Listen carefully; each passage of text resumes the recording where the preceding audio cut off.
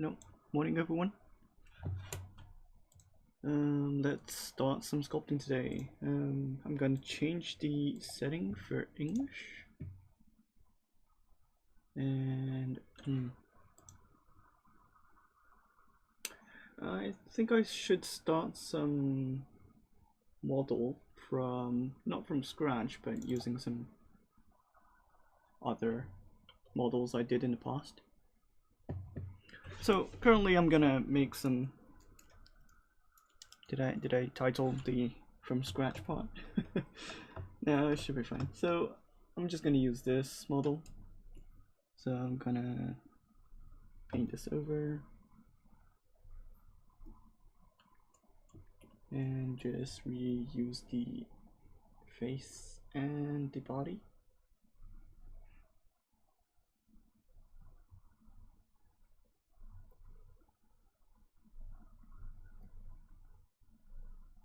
And delete everything else.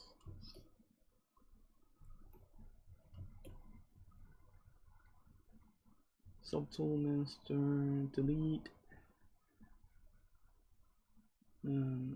To visible. Oh no, where was it?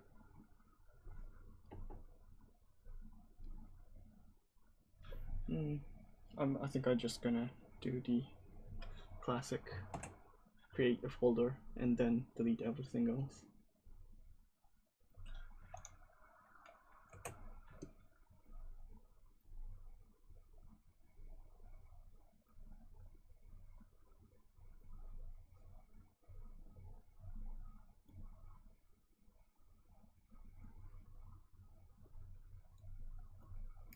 Okay, so this is cleaned. And let me just save this to another folder.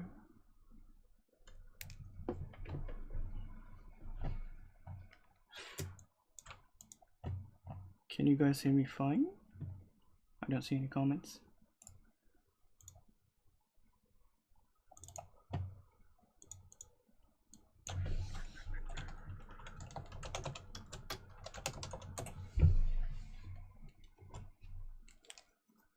Ooh.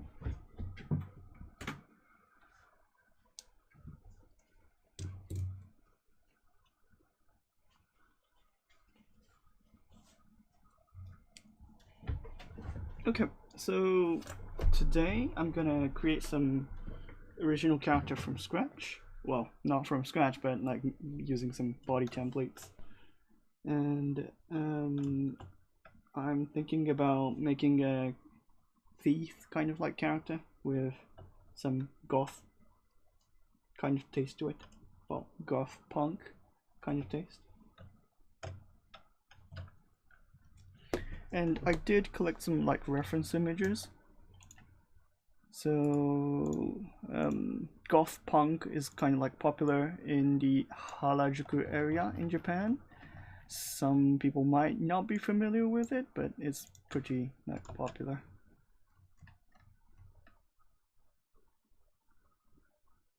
Where's the folder? Here.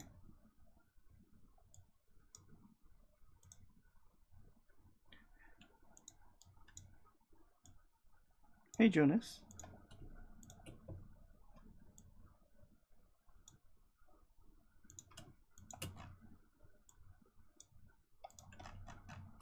Okay, so I'm just organizing the reference image, arrange optimal, and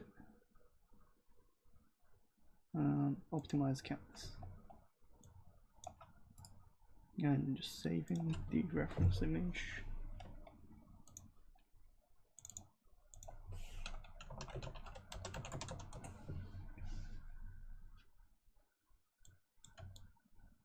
Okay. And let's just start with the design then. I'm currently thinking about having the character with some kind of like a hoodie.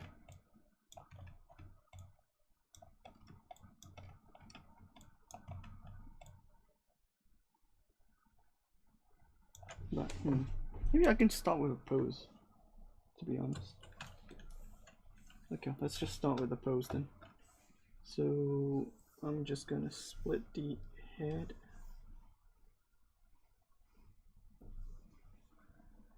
Split parts. And now we have two parts like this. And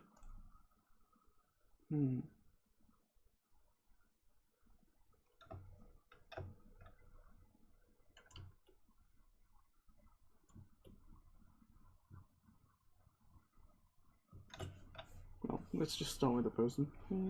Pose master.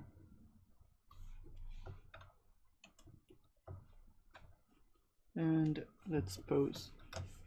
So when you're posing, usually you want to do some masking, blur it down, and just bend by positioning the gizmo like this.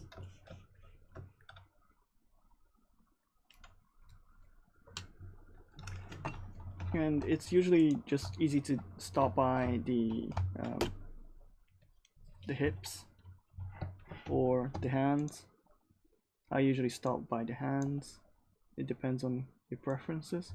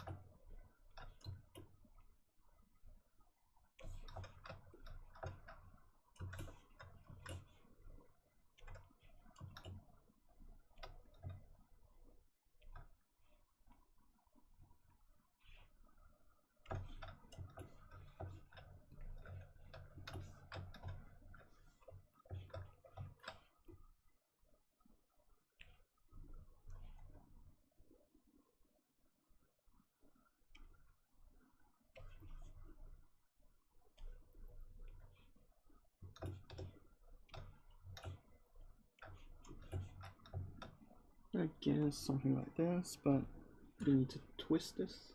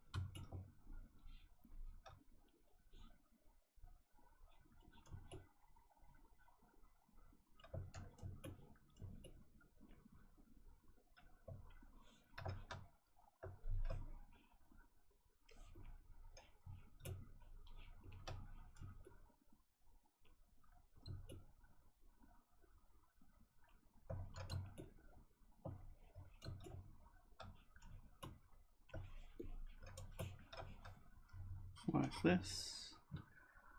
From Brazil? Hey. How do you rotate arm? What do you mean? Arm? Oh, you mean control, click, and then masking, and then rotate the arm like this, I guess. Is that your question?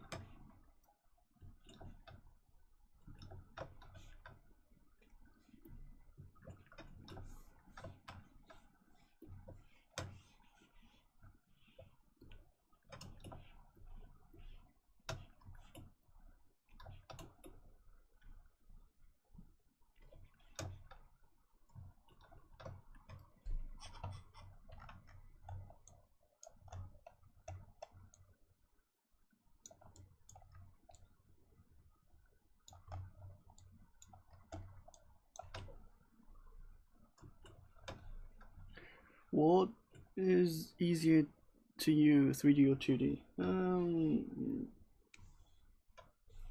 It became really easy for me to do 3D compared to 2D recently. That's because I'm spending more time on 3D compared to 2D, I guess. But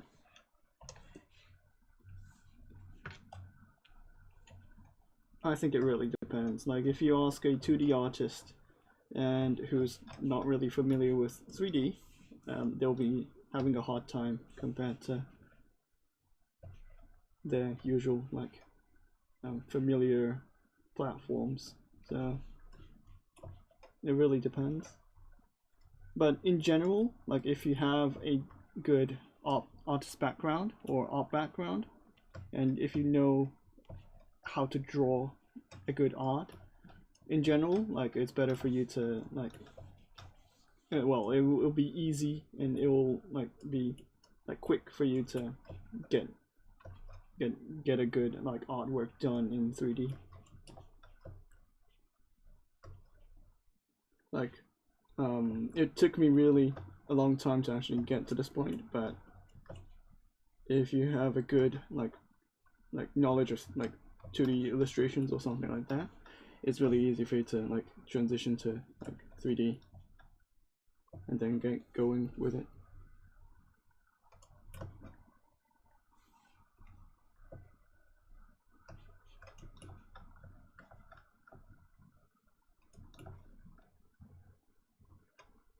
Oh, for the Instagram? Okay.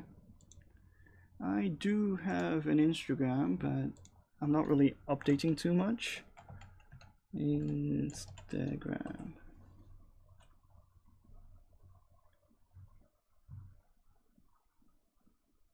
Huh. It took me like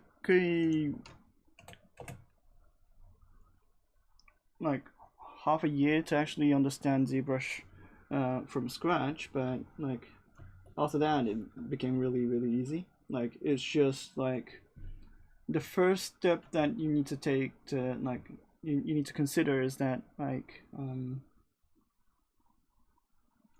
you are like you have to understand the building blocks, and then after that you need to like combine the building blocks to get what you want.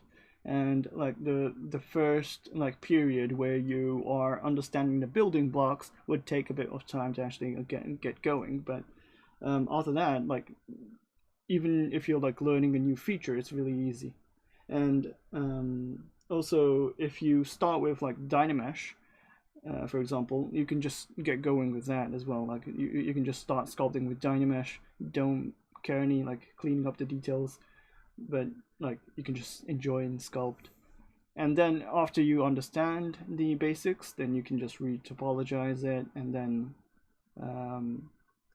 clean up the mesh as you go, and then you can have a better understanding of like what the process is and what kind of like data is required for you.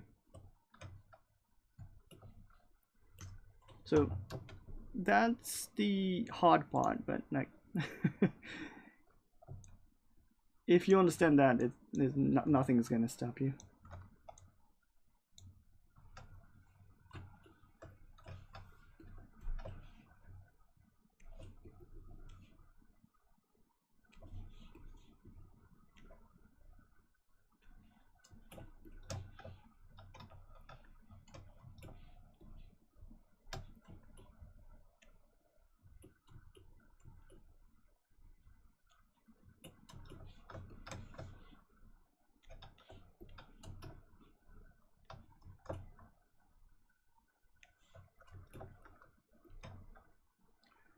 Don't you have ArtStation website? I do have a ArtStation, but I'm not really updating recently. And I do have a website, but it's all in Japanese. So, and it's not updated. So, like, the best thing close to a portfolio is Instagram right now.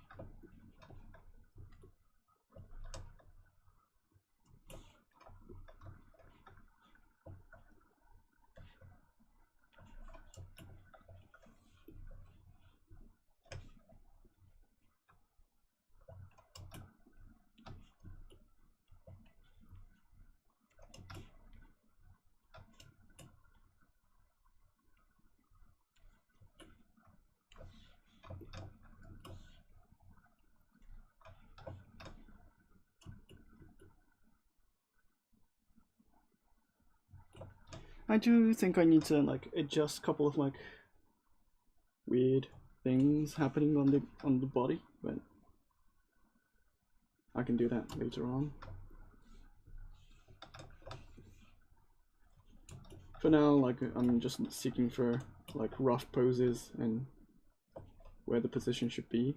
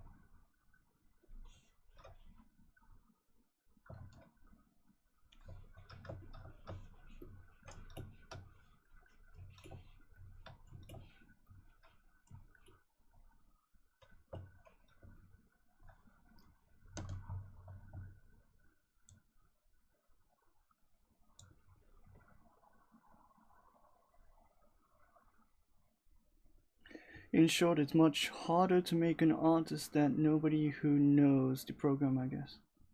What? Going to study. Hey, any tips on how to sculpt the face?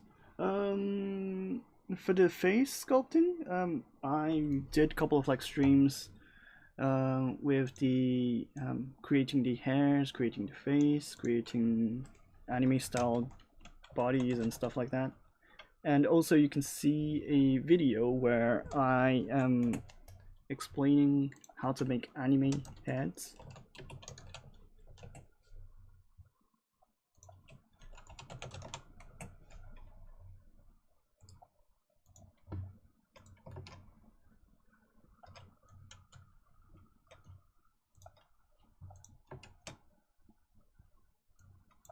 So here you go.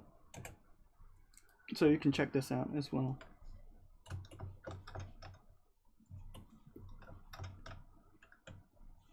My way of like creating faces is a bit distinct compared to like the traditional way Japanese artists tend to do it, but it's doable.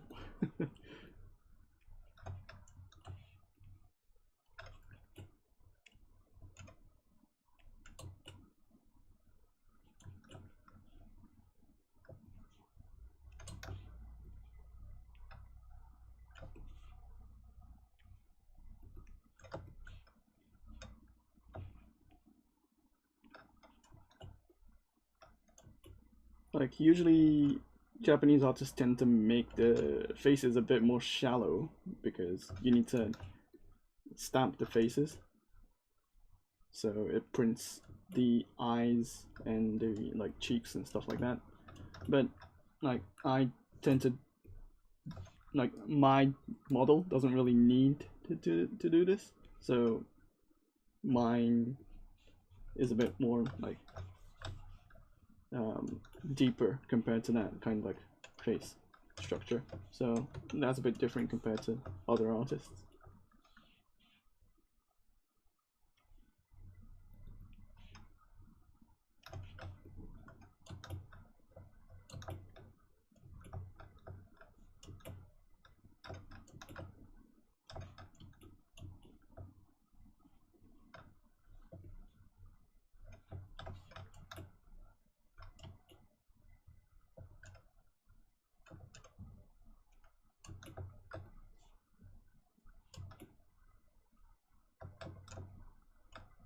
Also, when you're thinking about posing things, it's better to like think about the contrapposto.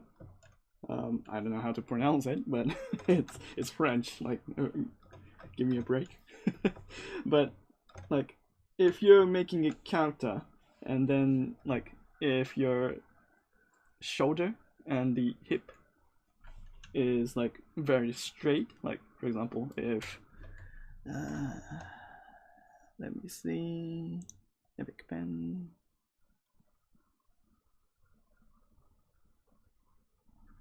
So, for example, if I have a model and the body structure is like going straight like this, and if the shoulder line is straight, it's boring. Like it's very boring.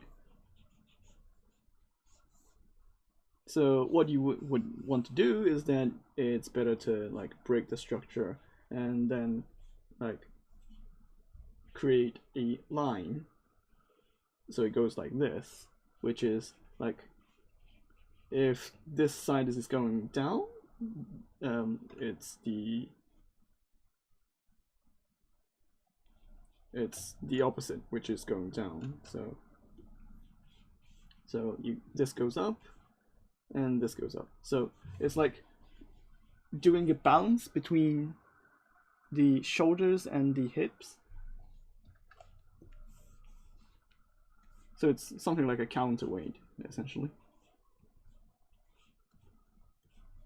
So in like making figurines, or especially like making character models, what is important is that you'd want to like break or exaggerate this kind of like posing so it looks more dynamic compared to a static pose. Even if it's static, like it's better to make this more drastic.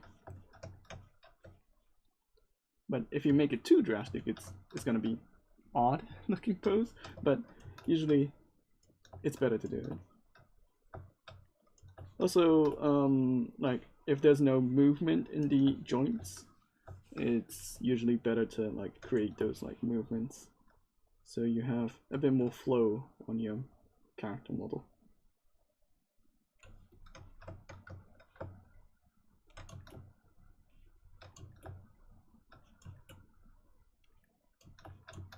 Usually when I see Western artists do the posing, I think it's like really like stiff sometimes. Like it doesn't really have that like curvature, but I don't know, it's like it's coming from me, so hey Ian, hey.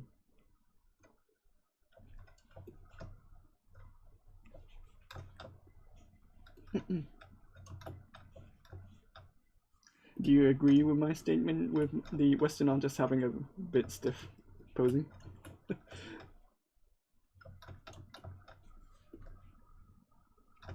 Also, like when you're posing things, it's better to like think about not from the front, not just the back, but it's better to like see it from the top as well. Like without the perspectives, it's better to see if it's like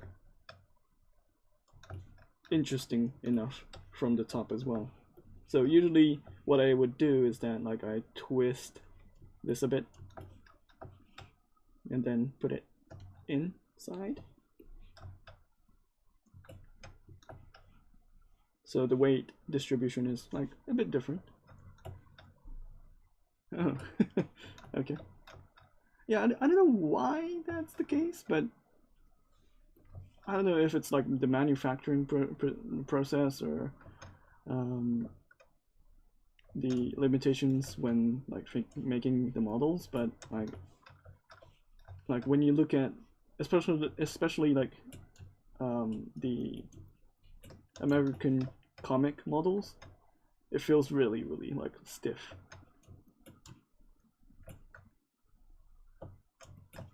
I was talking to another like figurine artist recently, and well, she did say that it's very stiff and it's really distinguishable. But I don't know why. But yeah, like there's some like difference between like the posing process or the thinking about what kind of like poses are good and bad, I guess.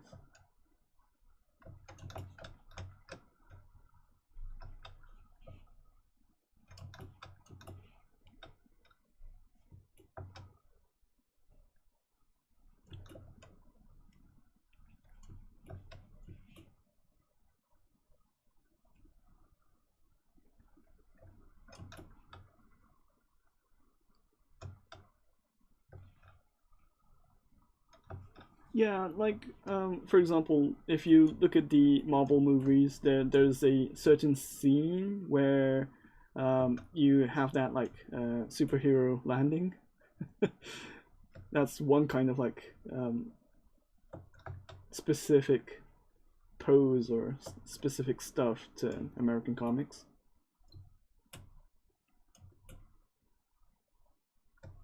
But yeah, I think there's some kind of like pose that looks really stiff.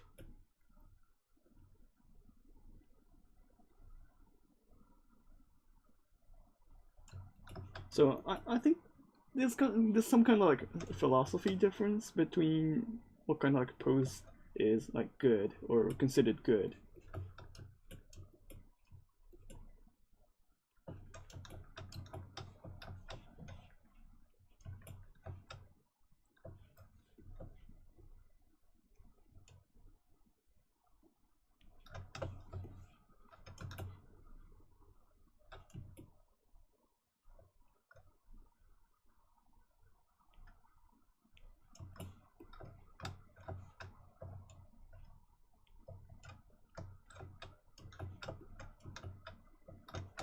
I do want to like have some kind of like a debate on these kind of like topics where Western artists talk about Western artwork. Well, Western artists talk about Japanese artwork. Japanese artists talk about Western artwork, and see what kind of like difference or what kind of like thoughts are behind those kind of like stuff. But usually, Japanese artists can't really speak that much English, so it's very hard for me to like find someone who is very familiar with Japanese art, but who can also speak Japanese or English as well.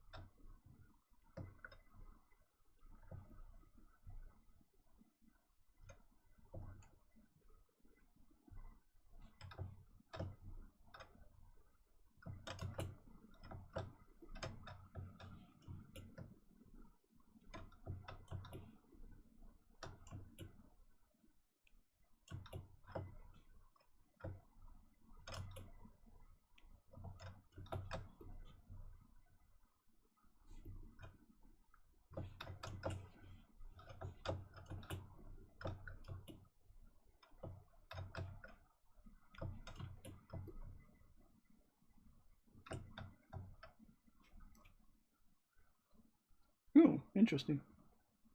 What do you enjoy about Western art? Ah, it's I think it's the realism, like compared to Japanese artwork. Like Japanese artists tend to go deep in like the stories and um, the the character designs. They have more freedom compared to like physical restrictions or realism, and like they have more options. But for like if you look at like Skyrim, for example, it's more realistic. It's more like rusty. Like it like it smells and tastes fantasy, right?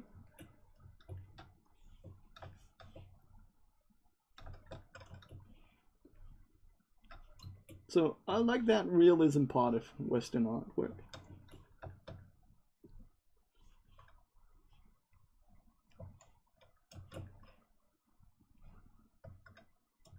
But what I like about Japanese artwork is that you can do whatever you want.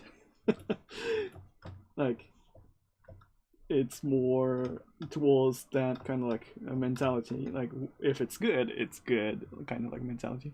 So it's I think that's a bit like distinct from Western artwork.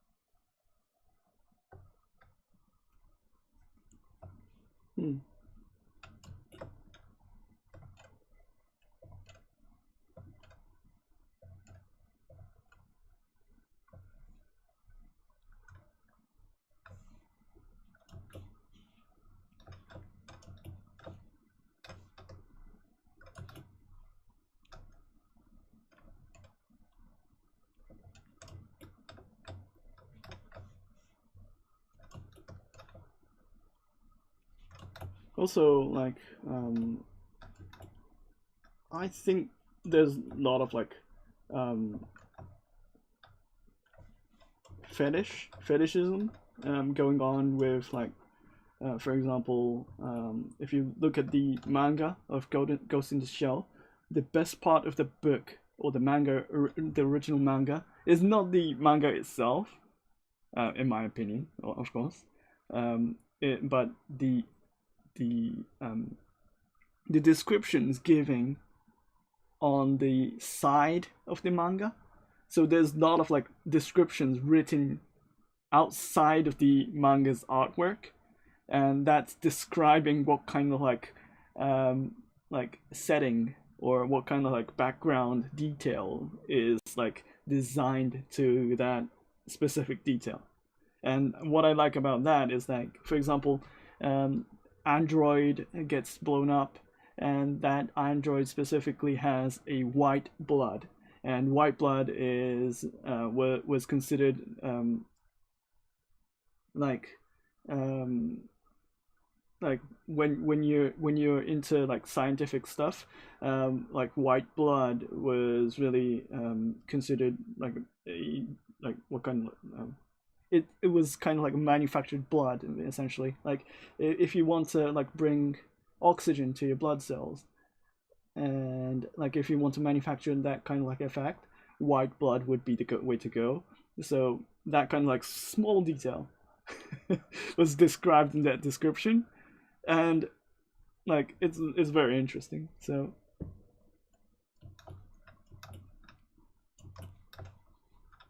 yeah, basically, yeah. So those kind of like small details, which like most of the people don't really care, is like very interesting. Like they spend time to actually make that kind of like details, and like I think that's the most fascinating part about like Ghost in the Shell, to be honest. People like the animes. Like I agree, anime is a nice media for Ghost in the Shell, but also the manga itself is very like fascinating.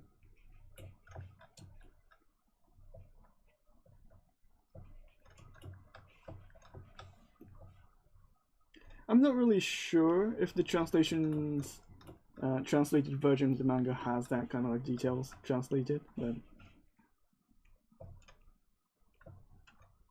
it should be there, as far as I'm aware.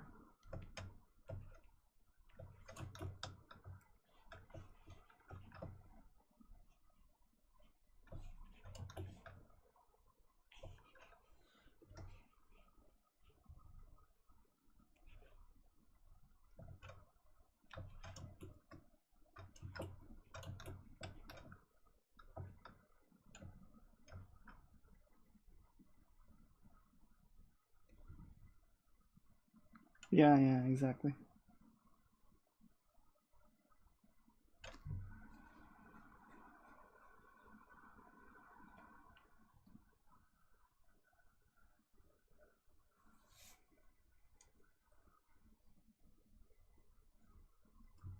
Plantings are considered a screen, dude.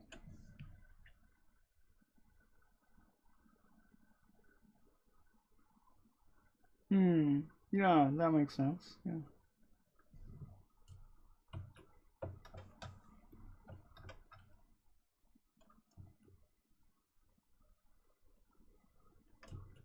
Like if you look at the Western like Hollywood version of the Ghost in the Shell versus the anime version, like and how like if you dissect them and then see what kind of like how much time is spent on the background or on the character, and what kind of like lighting is going on, like if it's focused on the main character Motoko, or the background is like the background of the city is like lighting up the room and not the Motoko itself, and you can see that kind of like difference.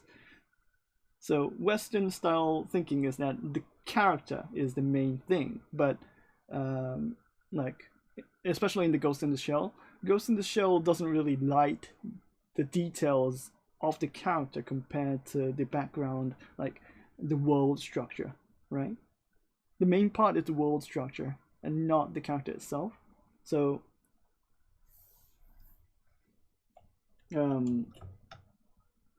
it is an appealing character, like that's the good point, but the main point of that world is that it's brutal, it's not forgiving to the character as well. So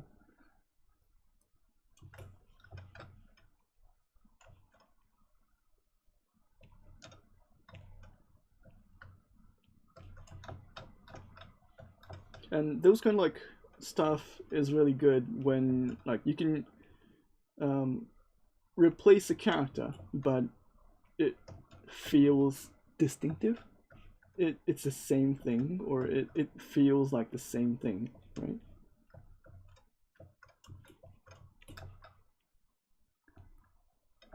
Do you work for freelance? No.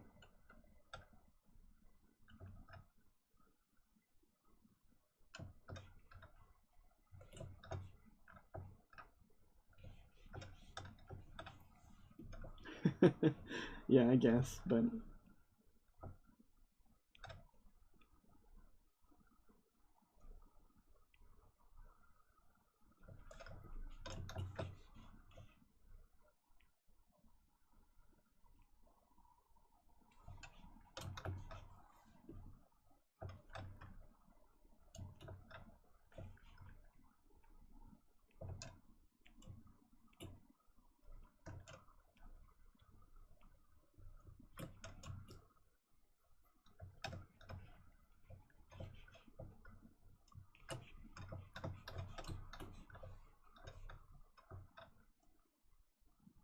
I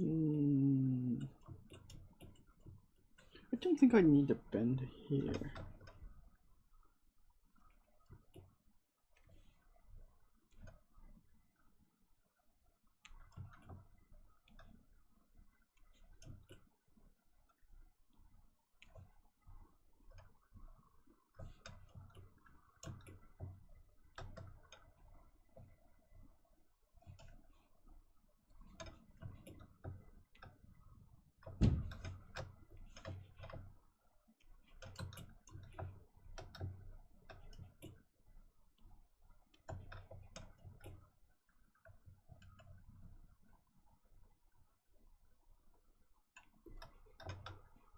Yeah, it's fine. Let's go with it. Okay, and I'm gonna send back the details of the posing, but before I do that, I want to establish a stager. Stager is a feature where you can go back and forth between two stages or two positions, and I'm gonna set a home stage. And I'm not gonna do that for the body, but it should be fine for the head. And if I send this back right now, it's gonna like be able to go back between the target stage and the home stage. And since I set the home stage and currently I'm gonna set the target stage right now, and if I go to the target stage and the home stage, I can go back and forth between the center position and the post position. So it's very handy if you have a mesh, especially like a symmetrical mesh like your head. And if you want to move it around, it's very handy if you have the stage set. So for example, if I want to like change the cheeks symmetrically like this, and then if I send it back, it's gonna have that cheeks symmetrically edited. So you can do that, it's very handy.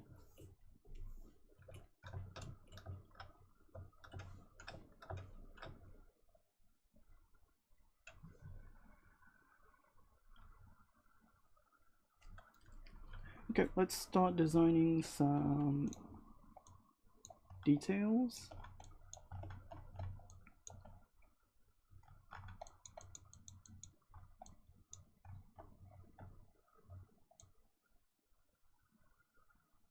And currently I want some kind of like a hoodie right now on the character. So when I look back at it, like I'm making a lot of like hoodie characters, but I don't know why.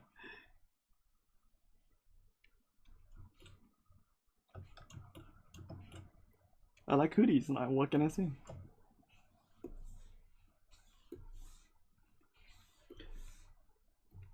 So I'm gonna start by like cutting this and then like editing the shape of the sphere and then just removing the stuff I don't really need.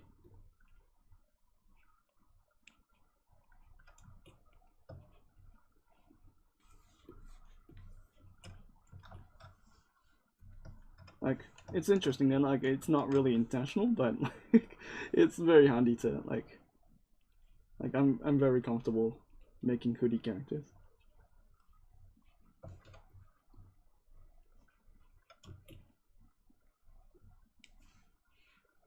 Let's just color this differently so we can see what kind of shape we're looking for.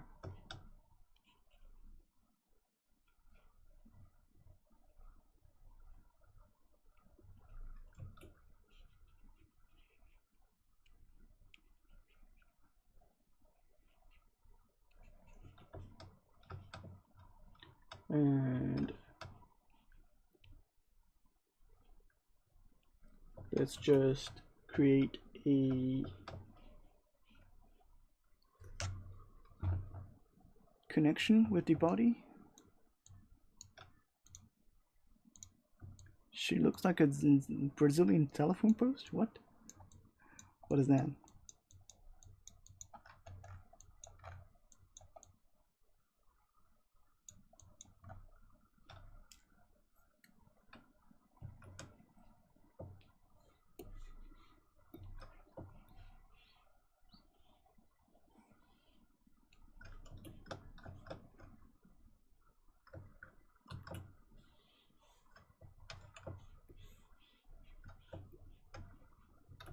So, after making some masking, I can just go ahead and I think I want a open front for now.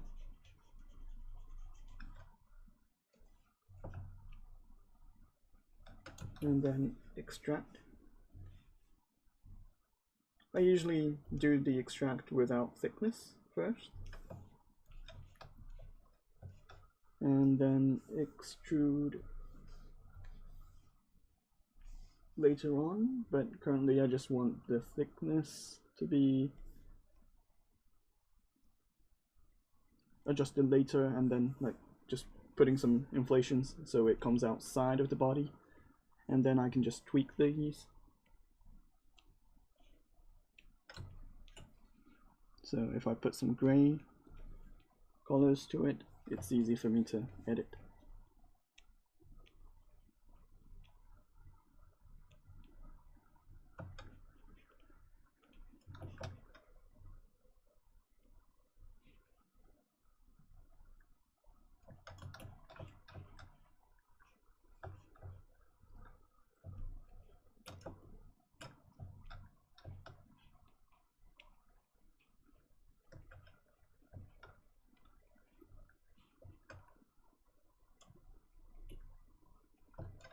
I'm gonna delete the inside of the sphere and then add some thickness to it.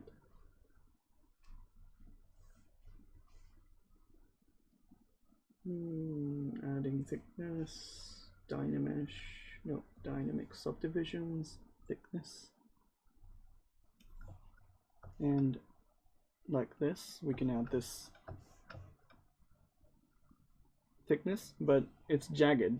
So what is happening is that like because I did the knife slice, it's not really clean, so I'm gonna do the zero measure so it's clean, and then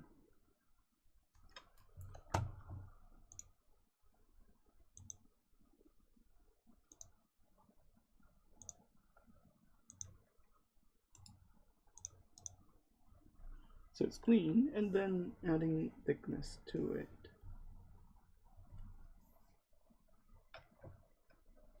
Like so. And then I can just like connect the inside and outside as I go along. Oh, why did I have thickness? Okay.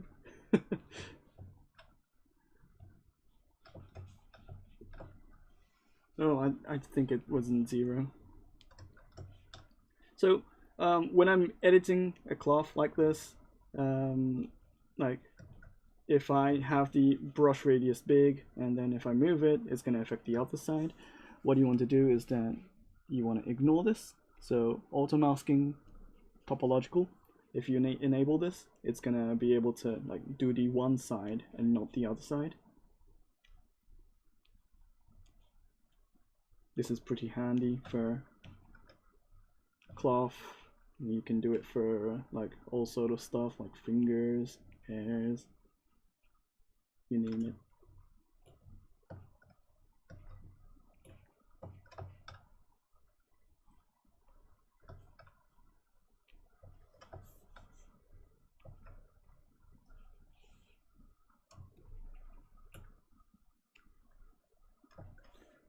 And you can adjust the one side by using the backface masking. I think I explain this all the time, but like backface masking is very, very, very handy.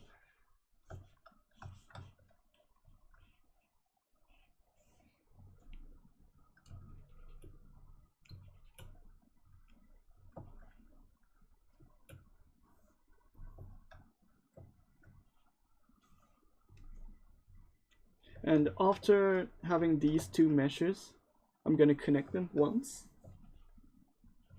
and then tweak the mesh. So I'm going to combine them by using merge down, and we have this kind of shape. And we can just use the Dynamesh to combine these two, and then we can just select the stuff that we just need and eliminate stuff that we don't need, like this. And then using the hide feature and then auto groups, you can ignore the other stuff that's not needed, and then delete hidden and ZBrush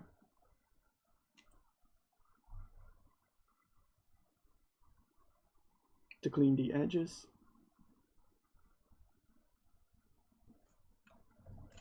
Maybe a bit more cleaning prior to the ZBrush using the polish bar features.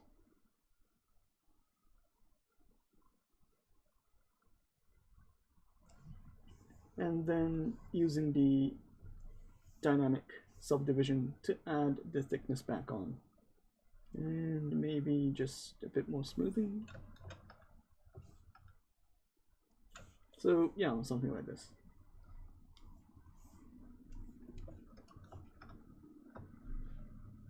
Do you know how to make a realistic 3D character? Not my kind of like speciality.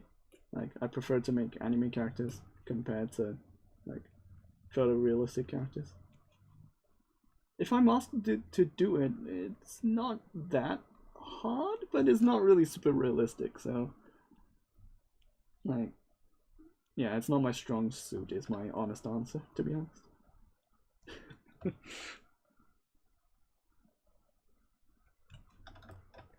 Wouldn't making the pose in ZBrush and cloth in Marvelous Designer, then move it back to ZBrush and finalize the cloth, and other alternative to making them on ZBrush from scratch? Of course, yeah, you can use that. It comes down to preferences.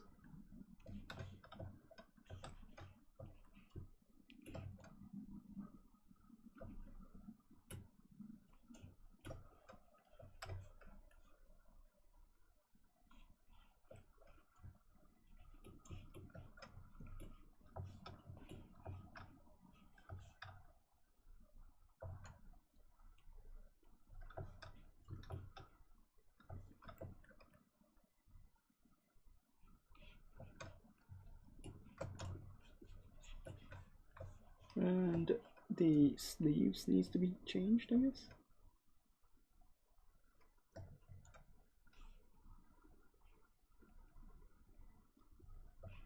Currently it's very smooth, but I'm gonna add some like folds later on, so I'm just like keeping this very simple for now. Like, it's usually easy to make some folds very quickly, but it's very hard to get the simple like silhouettes and shapes correct, and that usually takes more time than you think. So yeah, you can rely on like simulations to get those kind of like shapes, but I usually tend to just sculpt by hand.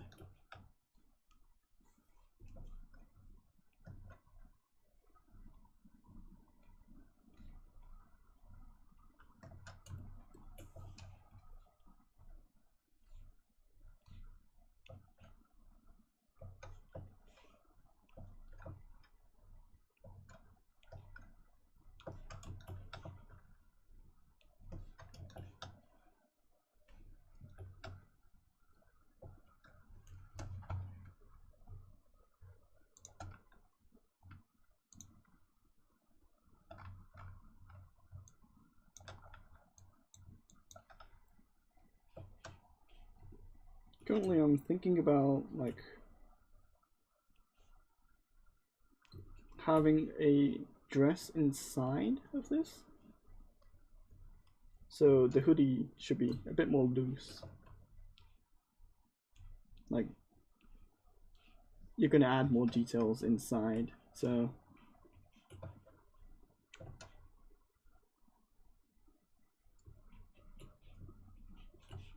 this should be fine.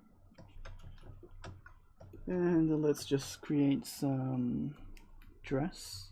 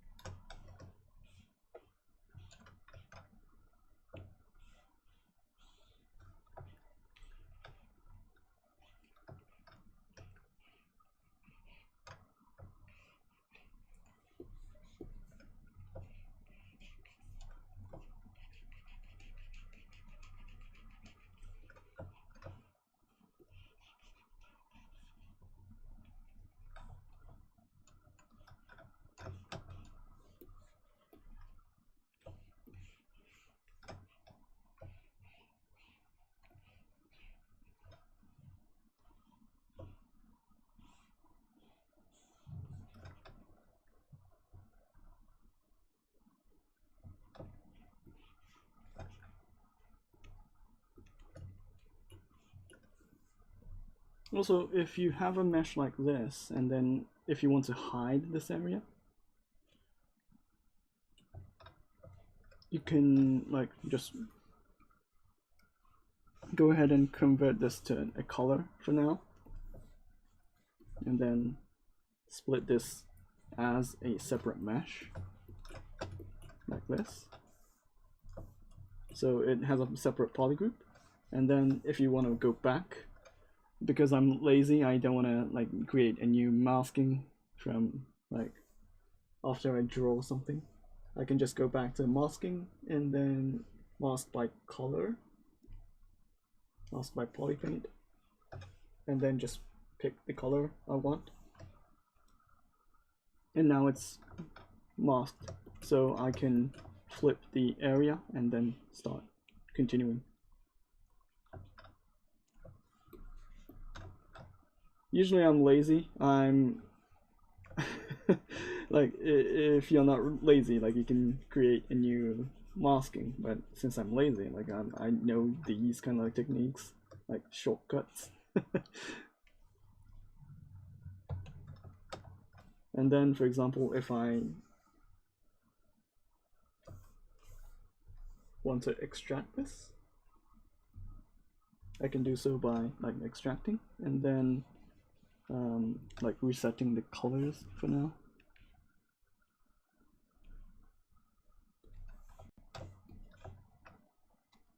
Oh, don't want it dynameshed. And then if for some reason like my masking was not really perfect,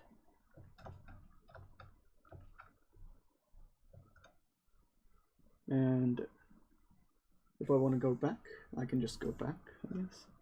Oh yeah, it's not really clean.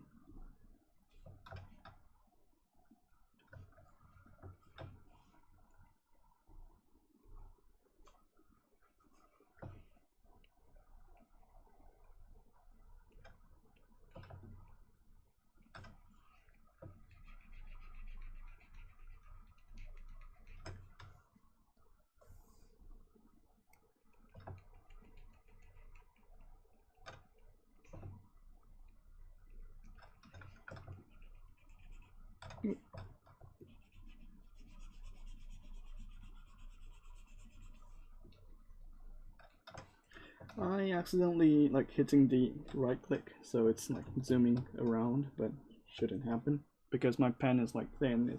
It's really easy to hit.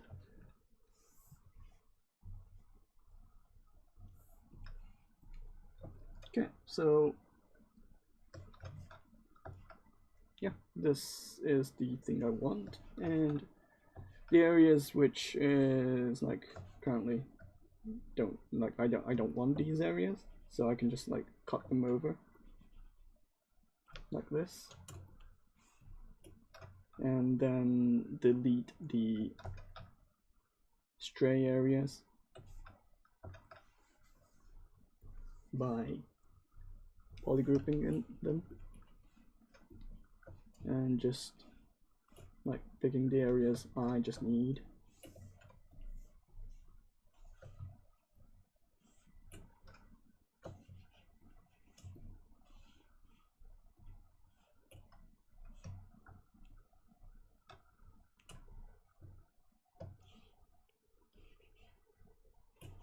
And then deleting them.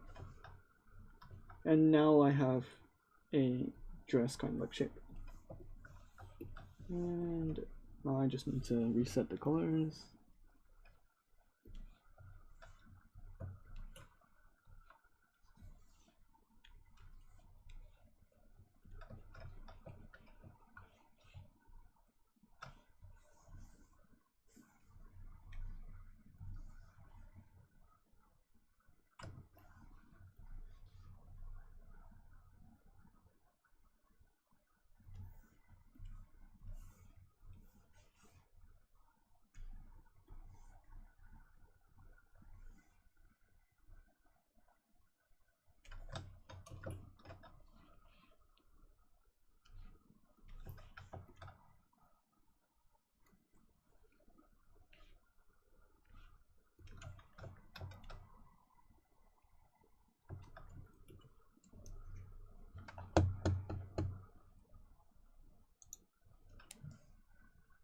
Is ZBrush capable of making a 3D realistic character, or it should be done on more developed programs? What?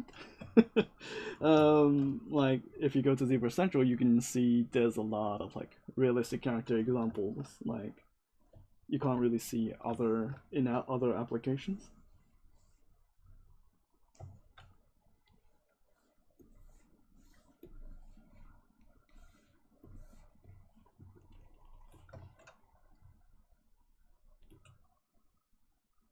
Any tips in how to model only on one side of the thin geometry in order to not mess with the other side, like in class?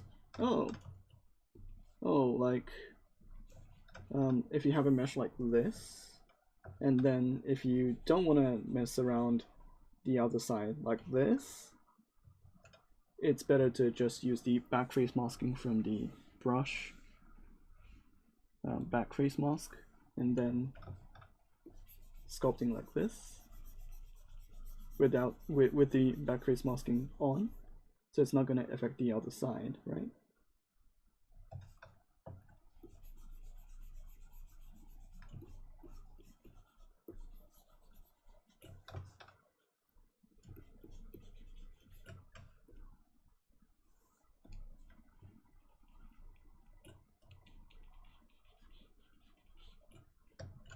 Also, you can enable this for smoothing as well, so it doesn't really affect the back, the opposite side.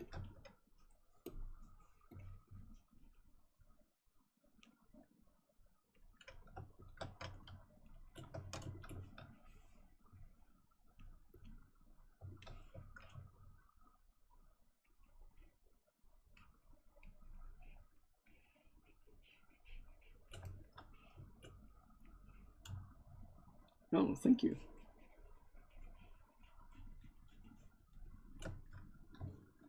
I really appreciate the warm kind of like comments. Like it makes me really motivated.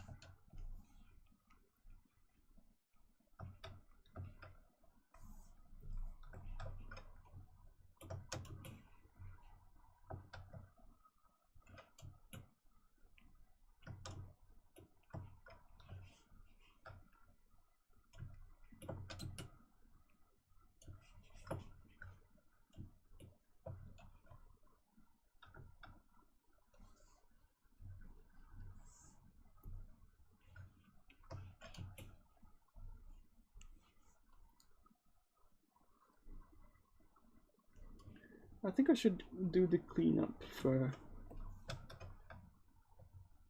the...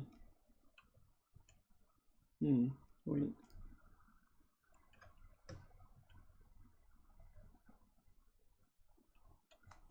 I think I should do this one when it's one-sided and without thickness. When did I add the thickness?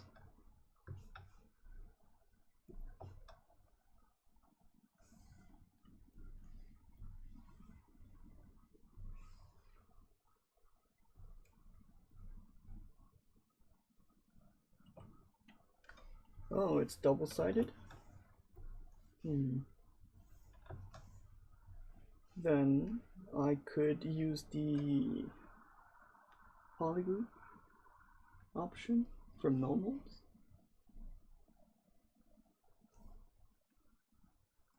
Is it connected? Whoa. Oh, okay.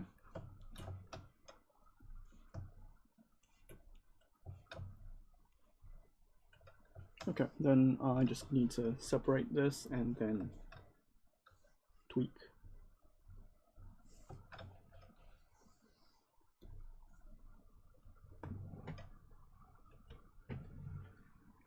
Opinions on watermelon? What?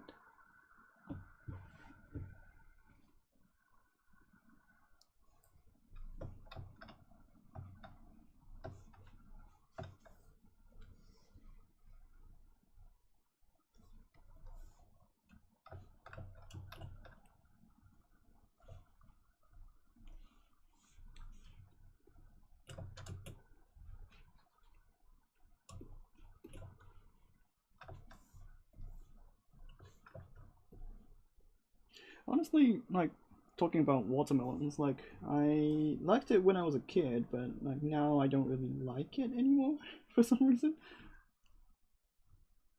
I think I ate too much when I was a kid,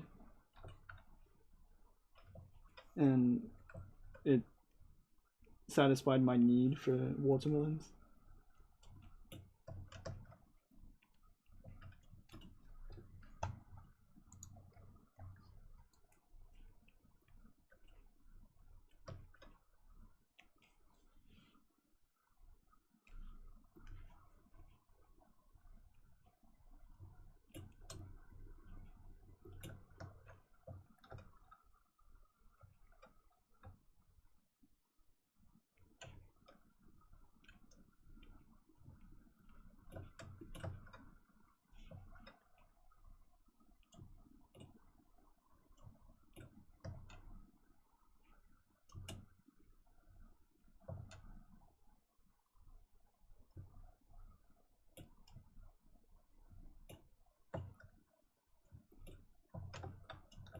I had a friend where he didn't really like watermelons, and he just said the watermelons are a glorified version of cucumbers, and like I kind of like understand what he meant.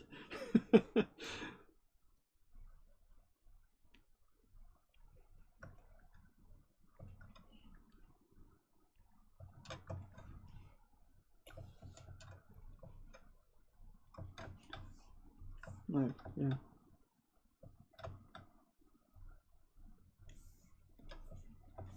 Ooh, the topology is a bit of a mess right now. So I'm gonna clean this up using ZBrush. Should be clean.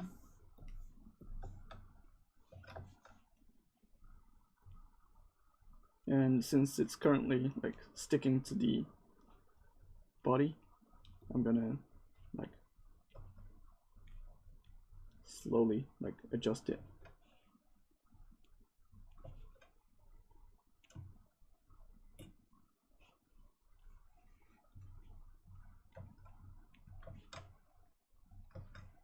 Like this. And yeah, it's looking fine. I'm gonna tweak the details later on. I don't need the smooth cloth.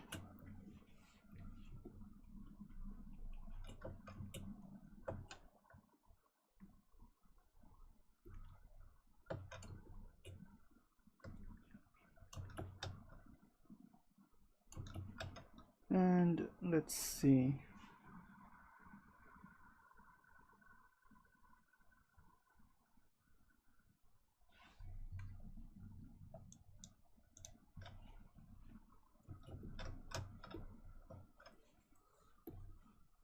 I want to add a skirt, and let's add by adding the cylinder, like so, and deleting the unnecessary part of the skirt, the top and bottom, and then transform radio count 18, I guess, and in y-axis maybe 9, y-axis 9, no, 18, yep, nope, wait, is it off center? Let me see.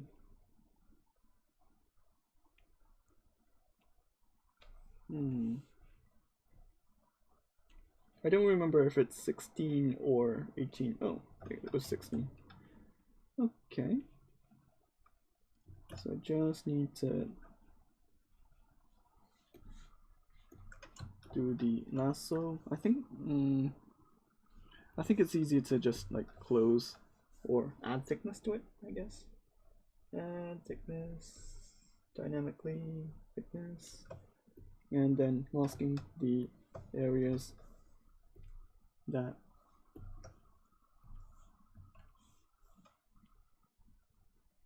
it needs to be.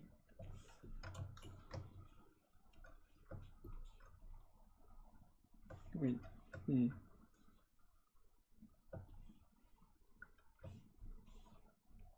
Okay, yeah. So I masked each of the edge loops, and then I'm gonna rotate this to get a skirt like this.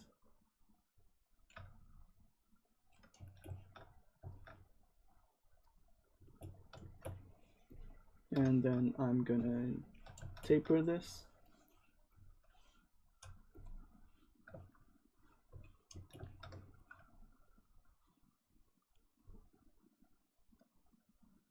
By doing this, and what was it, the exponent?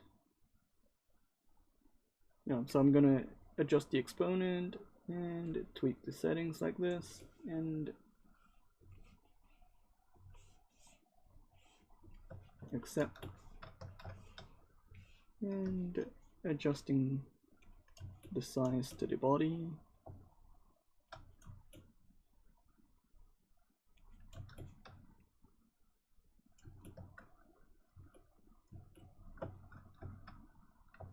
And by using the crease feature by angles, I'm able to add a crease between these kind of like each edges.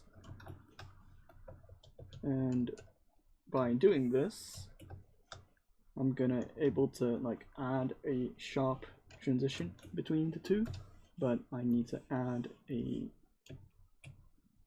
insert on the corners so it doesn't shrink like this.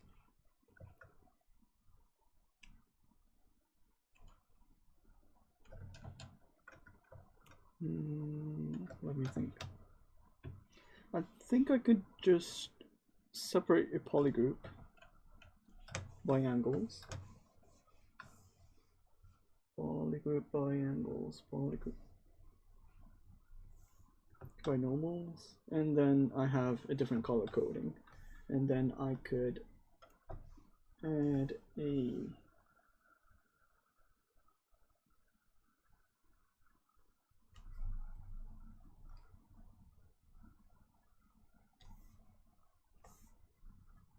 Q grid without thickness and with only one smoothing.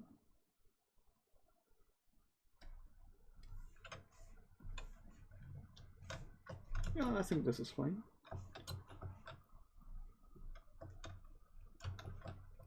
And then what I can do is that I can change the color to red,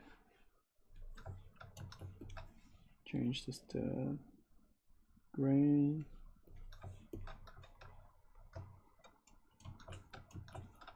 and tweak the skirts using the snake hook brush to get the cloth done.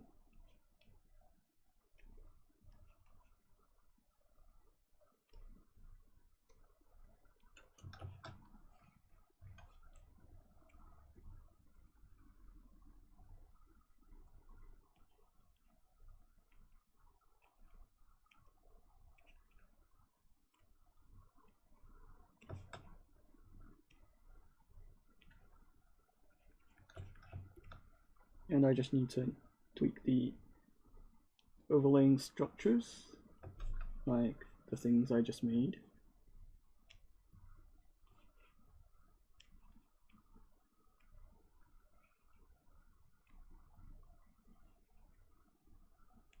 And adjust them accordingly.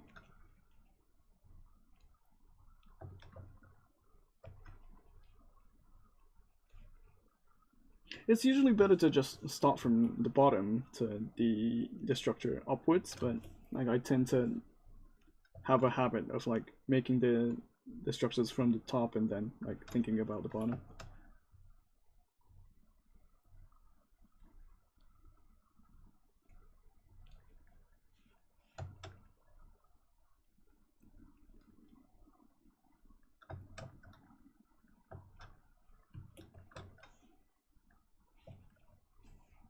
And you usually don't want to have this kind of like where it's like thick in some locations and it looks bent. You don't want to have that. It's not really looking like a skirt anymore.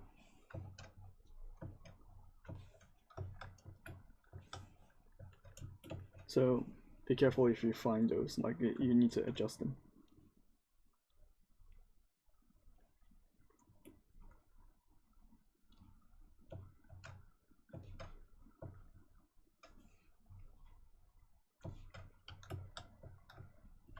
And since the hand is not really fitting nicely, I think I just need to like move the hands slightly off and more on the back side.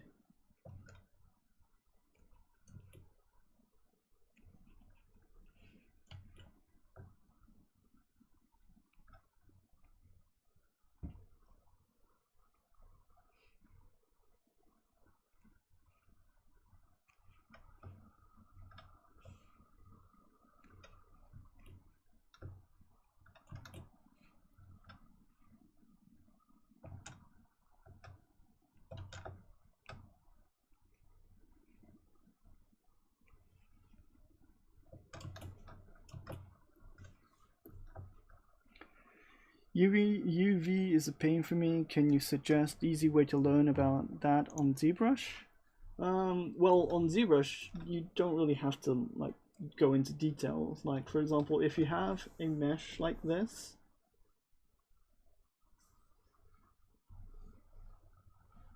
I think I can just like clean the creasing for now, like uncrease all, crease. And then if I want to like use these individual like polygroups to control where the UV is, I can use the UV master and then use the polygroup symmetrical and then unwrap, and then I can just do it on the lowest subdivision level, and it's done basically. And if you go to the UV master, flatten, you need to do it on a cloned mesh. So if you press on work clones, it's going to isolate the mesh, and then you can do it on a mesh without subdivisions. And then if you press flatten, it's going to like strip the polygon islands to individual shapes like this. And then if you want to like this is some kind of like error happening. So if you want to smooth these, and like if you want to like change the orientation, you can polygroup and then select and move like this to fit your like orientations. And like if you have a specific like size in mind, you can like change the scale and then fit it as well.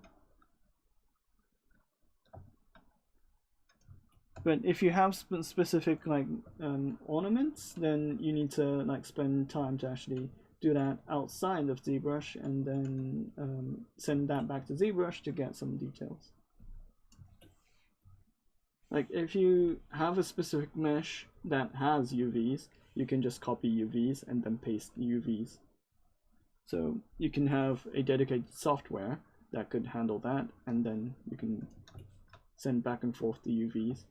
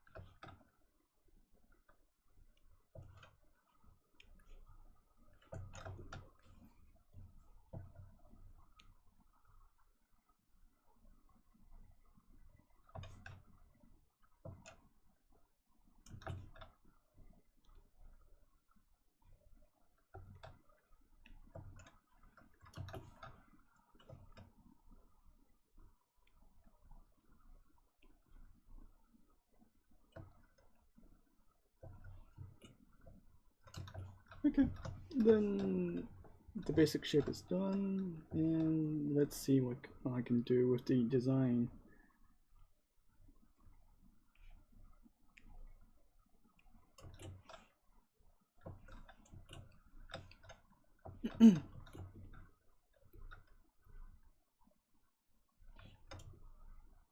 When I look at the design, like I'm thinking to myself, why is the leg so thick?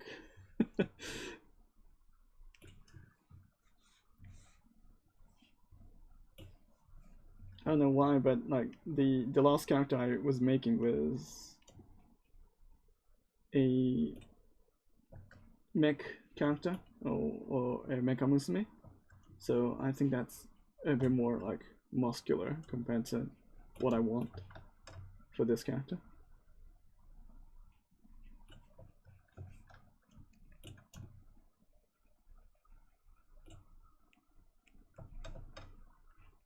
Also, when you're thinking about like characters like muscle structures, it's easy to like make them really like muscular and then smooth them out later on. But it's very hard to like make them really like smooth without like details, and then like thinking about like muscle structures, like the order should be the opposite. Like overdo it, and then reduce it to your liking. Sorry, like.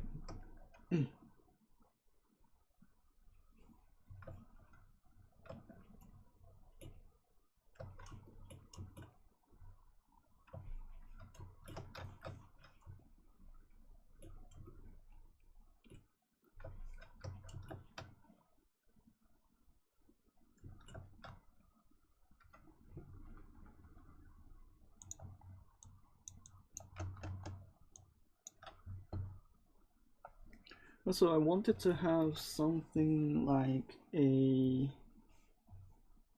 rabbit kind of like hoodie.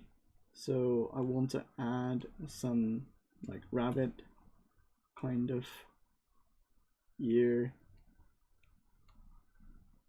to this like robe or hoodie.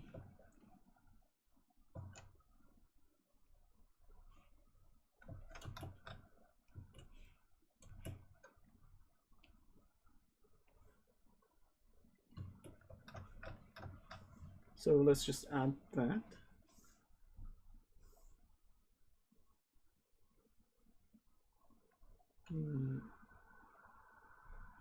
I think I'm gonna just add a cube like this, and then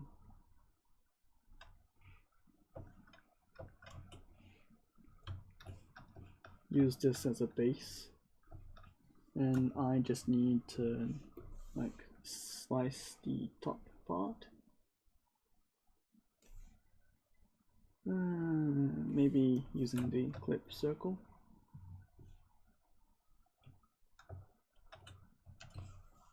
Or using the flip curve.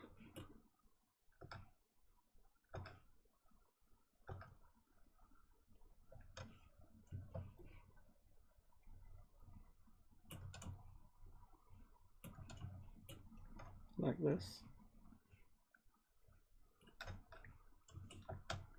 And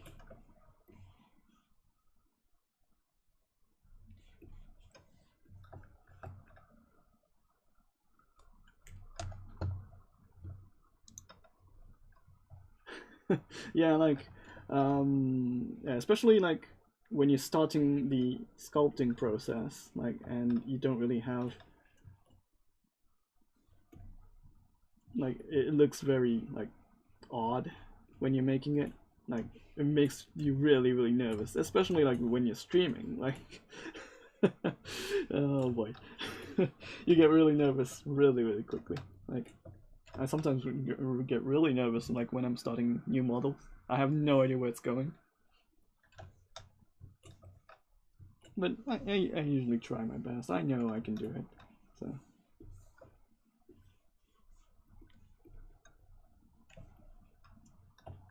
So I just made this kind of like shape, and if I look at the topology, it's awful. So I'm just gonna do the Z measure, and yeah, it should be fine. And I'm gonna bend these using the, well, I'm just gonna make a copy of this and then flip it to the other side. And then after I do that, I can just use the bend curve method and then put some like resolution to the stuff. And then I can use the bend curve to get some like shapes going on. So I'm thinking about like putting some, oh, too much curves.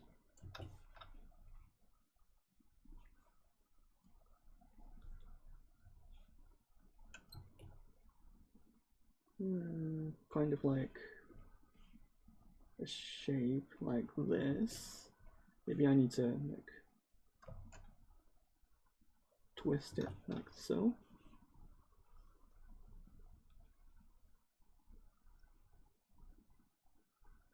Like if you grab the orange cone, you can twist how the point is oriented, and you can use this to your advantage. And then after you did that, you can accept, and you can do it to the other side. Bend curve, location, tweaking where you want this.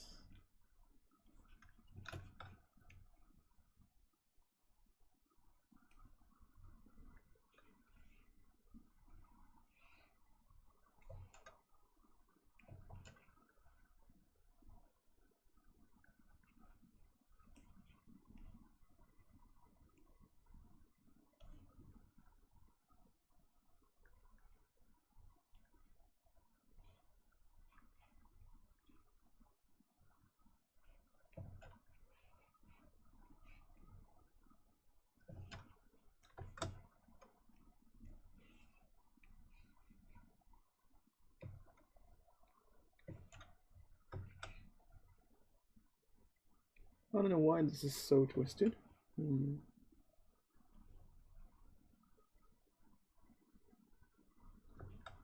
Oh, is it twisted on this side? Oh.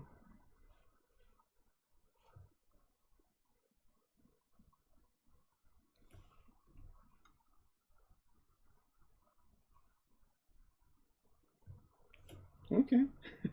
I think it's like twisted on the, yeah.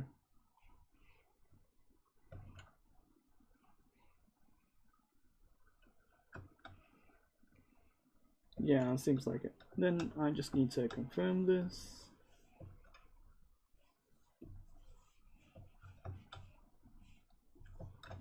And I just need to move it by using the rotation.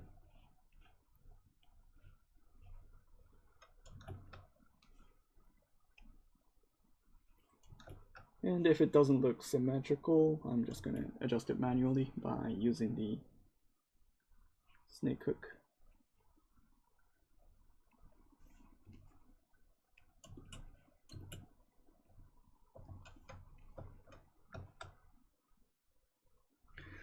Do you have any profile where I can see your work? I've posted on, I usually post it on Instagram. So you can check this out. And also you can see my work on ZBrush Central, where I go about ZBrush Central.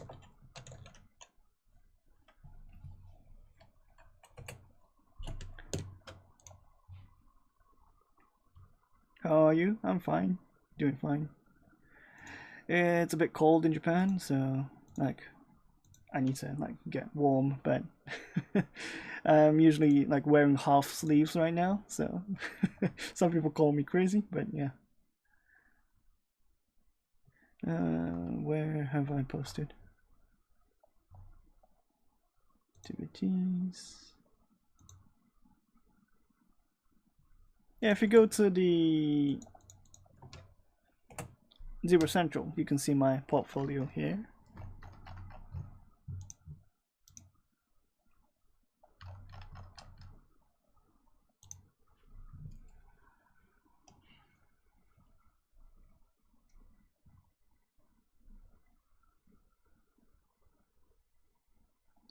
How they go from this to wonderful end product is beyond me. Yeah, it's beyond me too. Like, it looks very ugly at the start.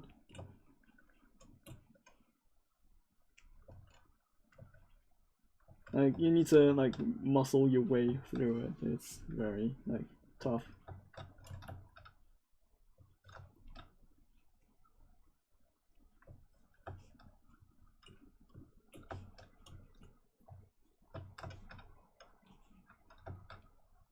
I'm thinking about having some black and red kind of like color, and black should be the main color and the red is just the accent. So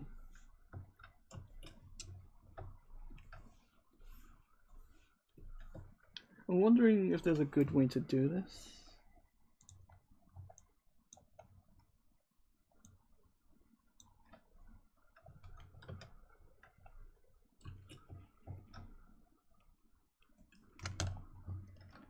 If the red is too strong, it's not gonna look good.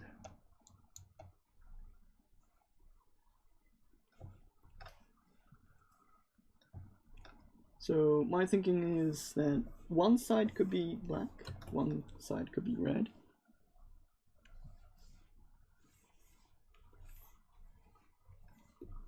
Well, I will think about doing colors later on. Like, let's just move on with the sculpt. Okay, so the basic the basic body and the cloth design is done. So let's just go on with the hairs. I have 23 minutes to go. So let's just start the creation of the hairs then. On the last stream, I explained how to make the hairs, but like during the stream, Paul suggested that you could introduce the extrude profile method, and I ignored it completely. So I'm gonna cover it here. And for example, if you select the extrude profile and then press the hair, and if you try to draw it, I think it's using the repel feature. I'm just going to create a duplicate, remove the subdivision levels, and then try to draw it. It's repelling. So if you go to the strokes and then use the curve function, and there's a repel strength, and if you turn this off, it's not going to repel anymore. So this could be used for hairs. And like, you want this to be split from the characters like face or the base of the head. So you don't need this. You just need to like isolate this by using the select rectangle, and then delete the unneeded structure. And then you can just start drawing like so. And I'm thinking about what kind of like hairstyle could fit this character, but I don't have any like design yet, so let's just work on it. Let's see what happens.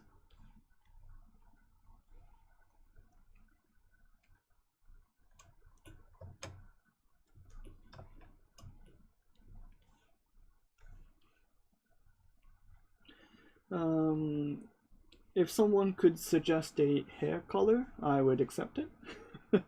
Currently, we made a character with pink hairs, green hair, blue hair, black hair, what else? Brown hair. white hair. I guess we did purple as well, purple hair.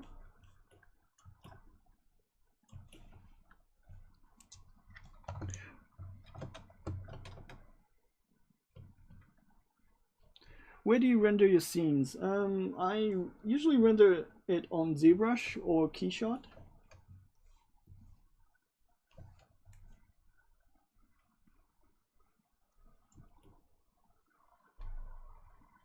Maybe brown.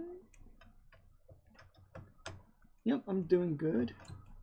Alex, could you suggest me a hair color?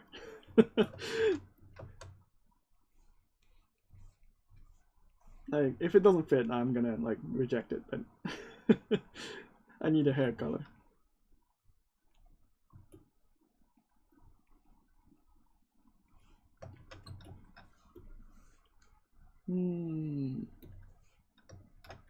Hair color, hazel? Blonde? Okay. Okay, blonde. What's a hazel color? Is it a nut color? Hazelnut? That's a hazel color. Oh, yeah, it's a brownish green. Okay, I can take brownish greens. Yeah, I can do that.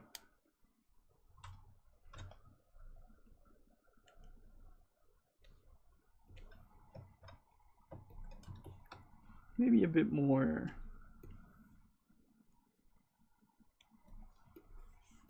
Yeah, something like this. Not bad, I guess.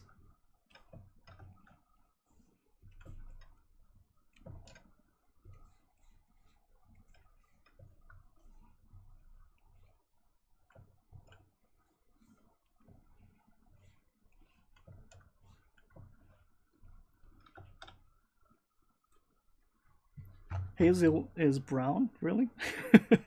Let me see. Hazel color palette. So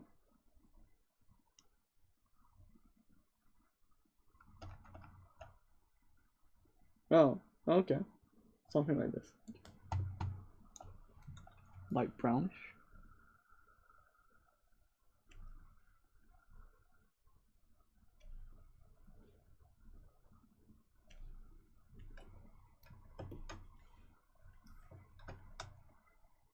Yeah, fine.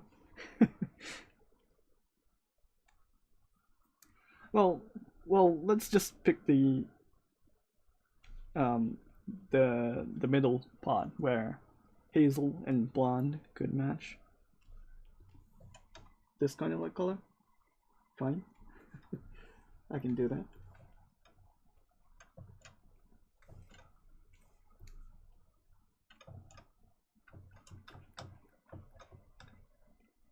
Let me think about the hair design.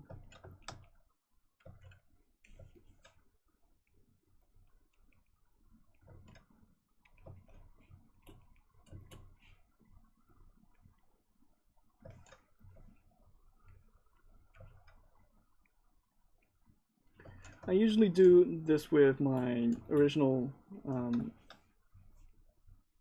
IMM brushes, but it's totally doable with like default brushes, especially with the extrude profiles. But you just need to tweak it to have no repels.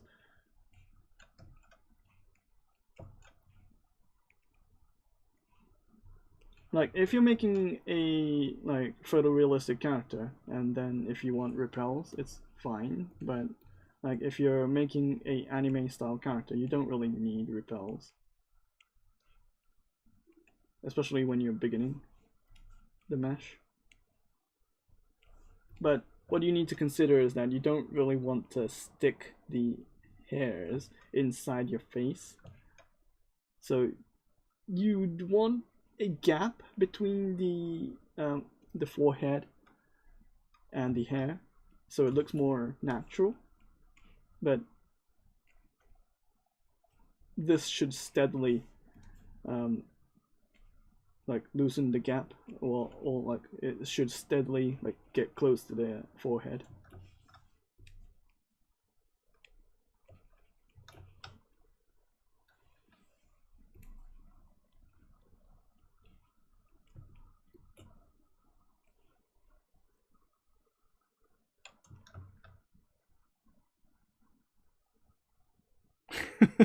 Get some paints. Okay. Pineapple on pizza.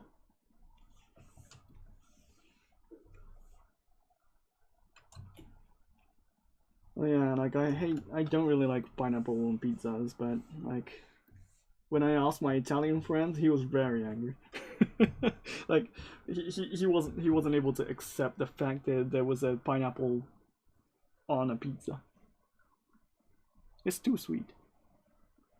I'm using SK brushes. They're pretty useful for anime style characters. Well, it's specifically made for anime style characters. So yeah, hats off to Sakaki.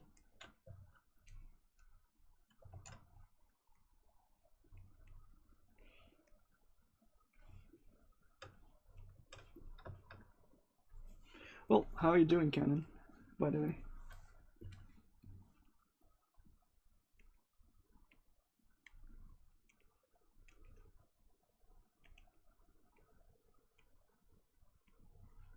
I was a bit pretty busy, like I didn't really visit the Discord lately.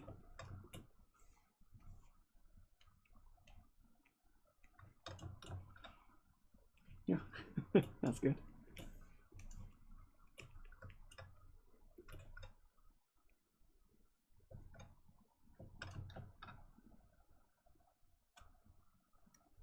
Hmm.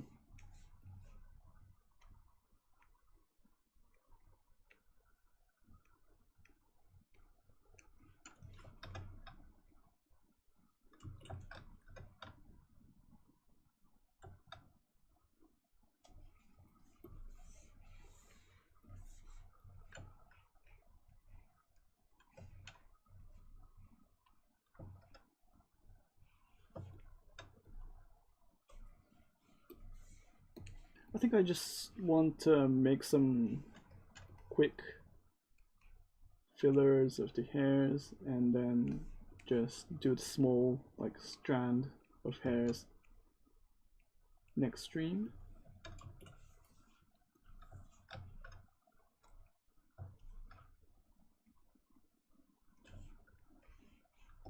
So I'm gonna remove my hoodie for now and reduce the ear flops, and then just go ahead and create the rest of the hairs.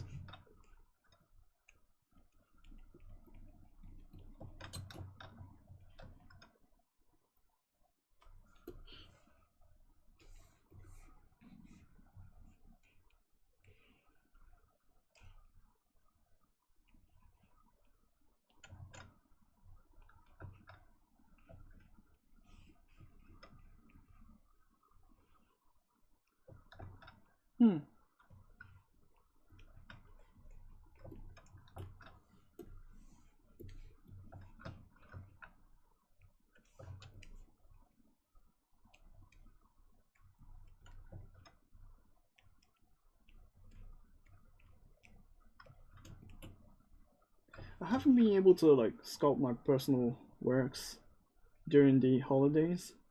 Like I took a couple of days off, but like I was so tired.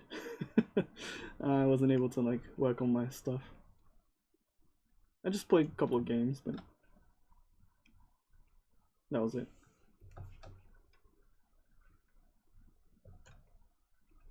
I want to work on my personal projects, but like one of my projects is getting stuck because like I know I need to fix it, but like the one stuff that I'm not really satisfied is not really going away soon. So yeah, I'm thinking about like what kind of like ways to like actually prevent my like anxiety to actually just start continuing on. But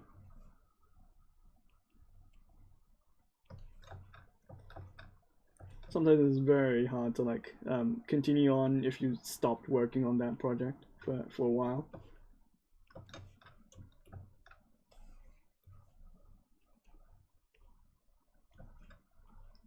So it's like pending for like 2 months now, because I'm not really satisfied with what I made so far, and I just need to like tweak some stuff, but because like I'm not really satisfied. It's making that kind of like, oh, should I do it? I don't want to do it. In this situation, I need to finish it.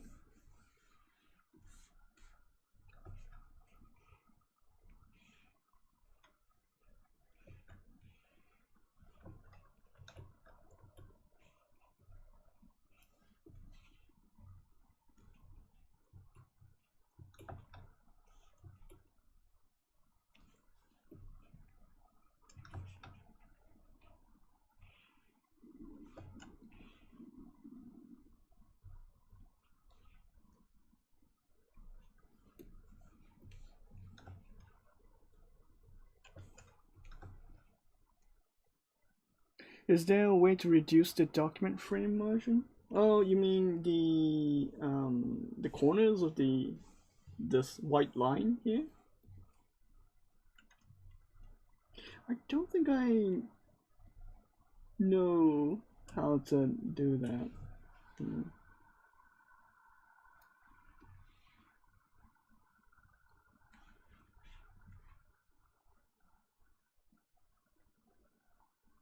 Yeah, I think you can like ask Paul, since Paul is doing that tomorrow. I'm not really sure. You can like tweak the margins of the canvas.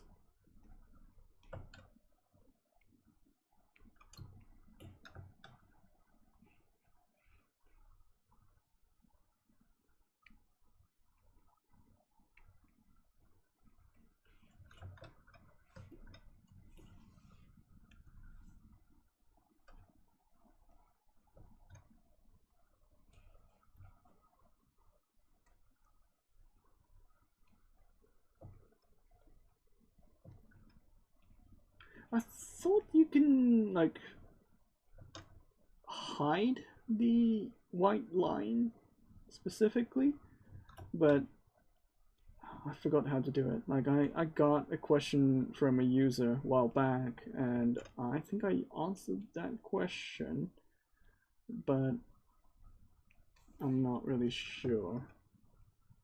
So yeah, like ask Paul, because Paul will be doing the stream close to the time I'm currently streaming tomorrow.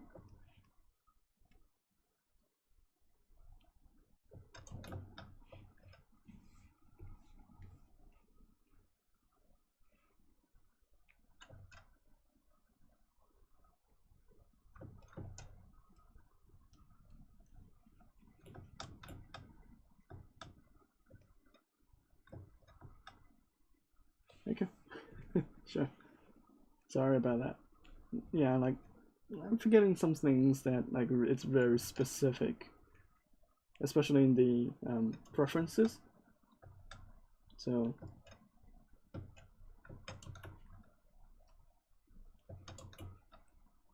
also there's a lot of like settings in the preferences, so it's really easy to forget.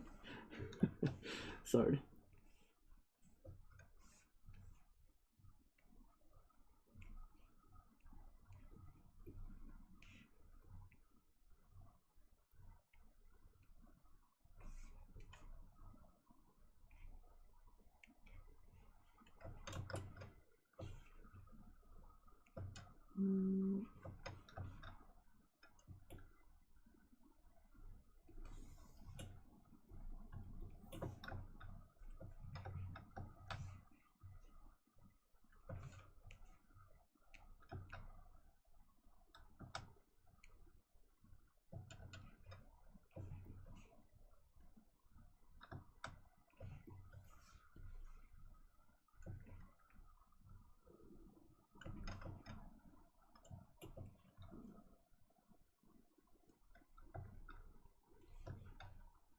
No, no problem. Thanks.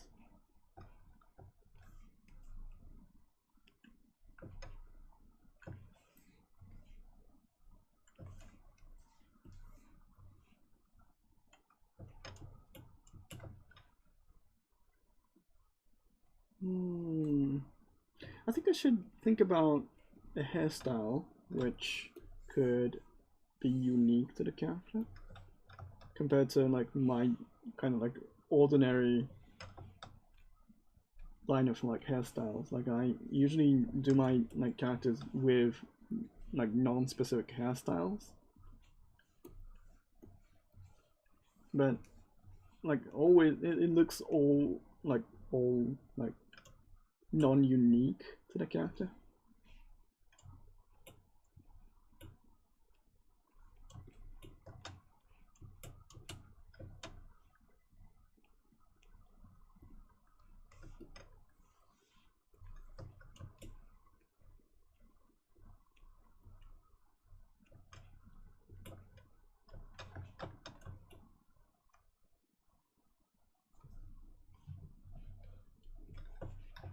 Okay, the last thing I want to do before I end my stream is making the eyeballs or making the eyes so it adds to the character. So what I want to do is use the stager to go back to the original position and then mask out the eyes.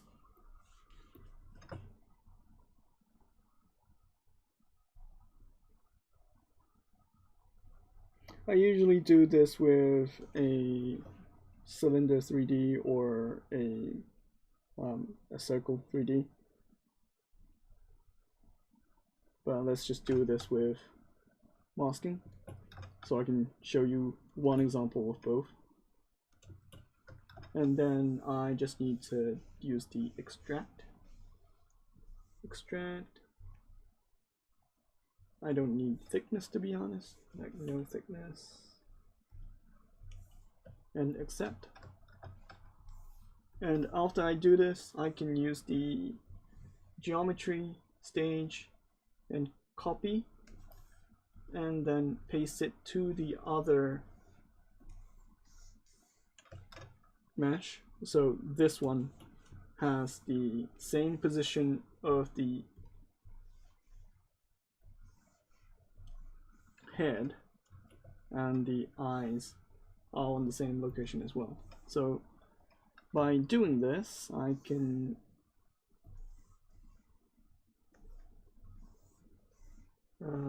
add a bit more to the inflate, and then if I need it, I can adjust the polish as well.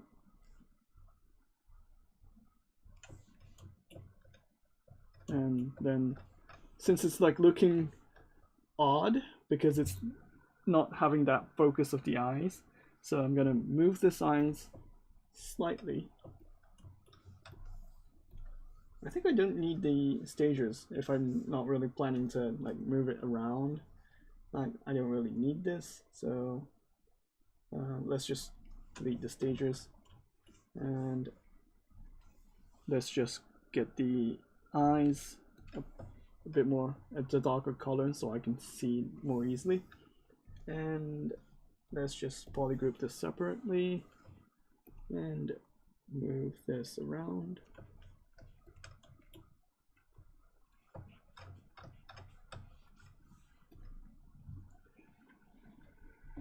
So let's see.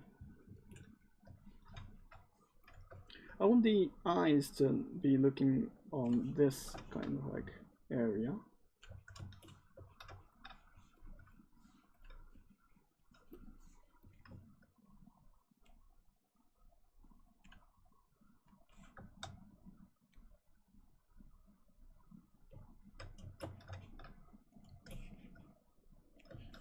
And I just need the eyebrows.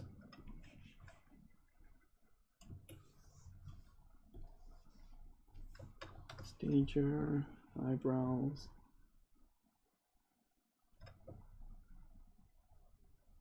Eyebrows could be anything like rough like this, because we're gonna smooth it anyways. And geometry, no, subtool extract. without thickness, and stager paste, move it back.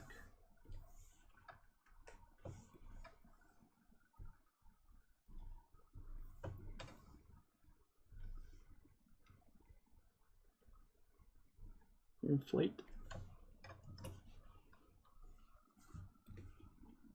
I'm just gonna tweak this.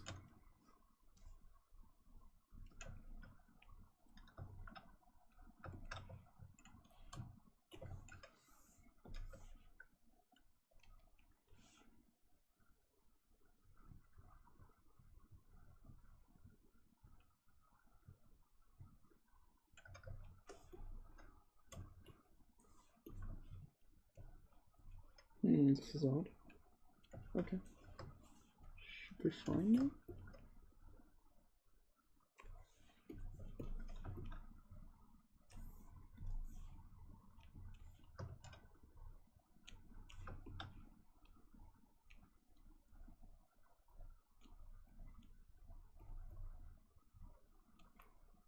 And let's think about what kind of like expression she could have.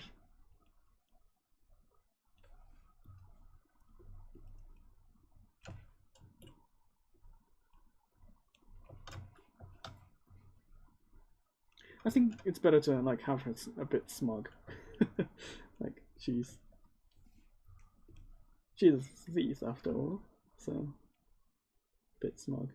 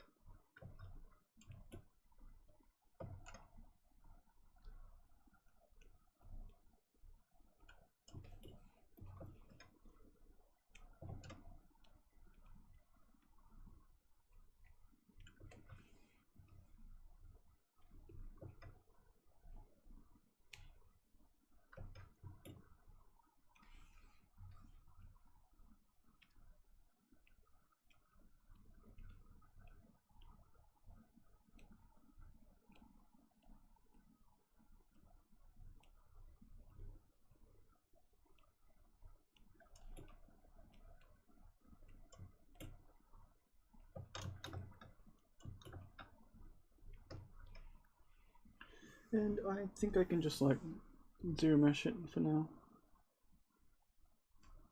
And then get some thickness dynamically on inwards. Oh, my eyes are itching.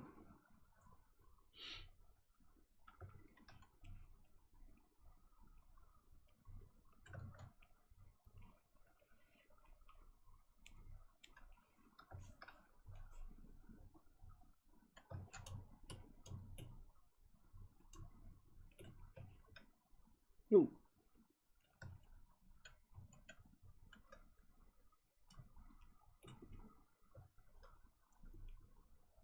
Oh, need some like smoothness going on. Okay.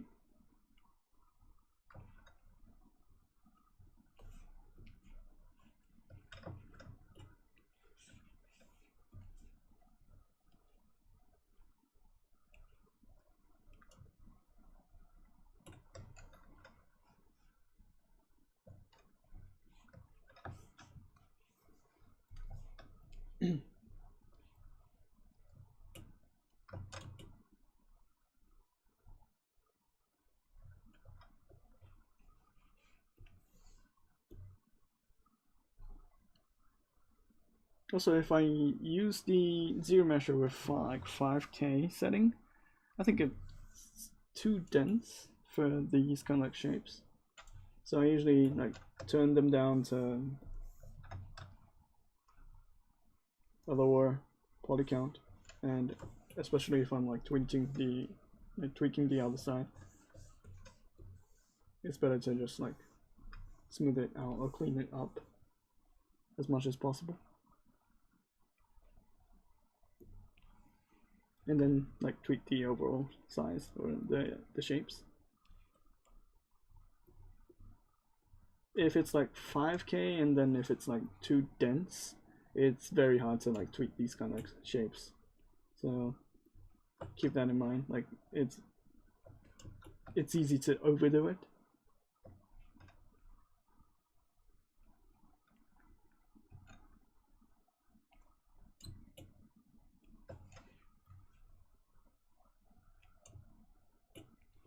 And if you want to tweak the corners, and you can use the where's the smooth cloth feature,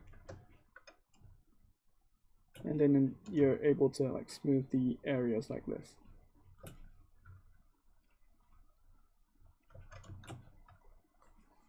If it's one-sided, like if it's not one-sided, you can do it easily, but if it's one-sided, you need to have a special setting for the smooth brush.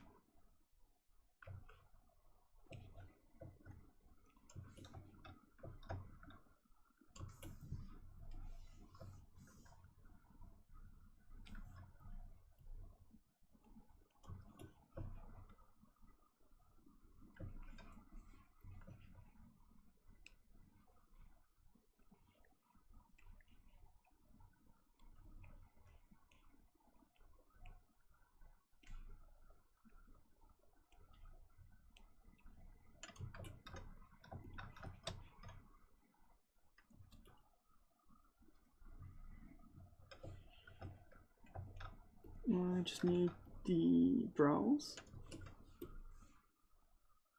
Oh no, the eyebrows. This is the brows, this is the eyebrows. So I just need the eyebrows.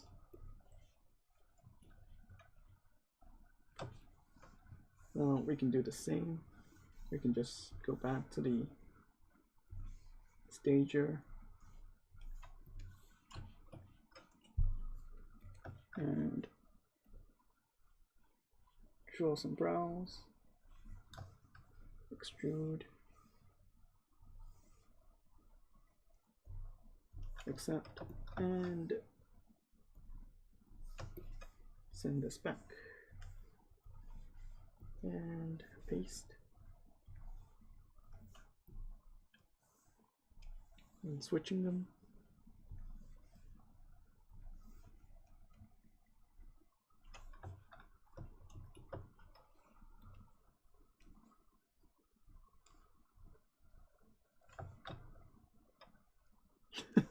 Eyebrows are thick.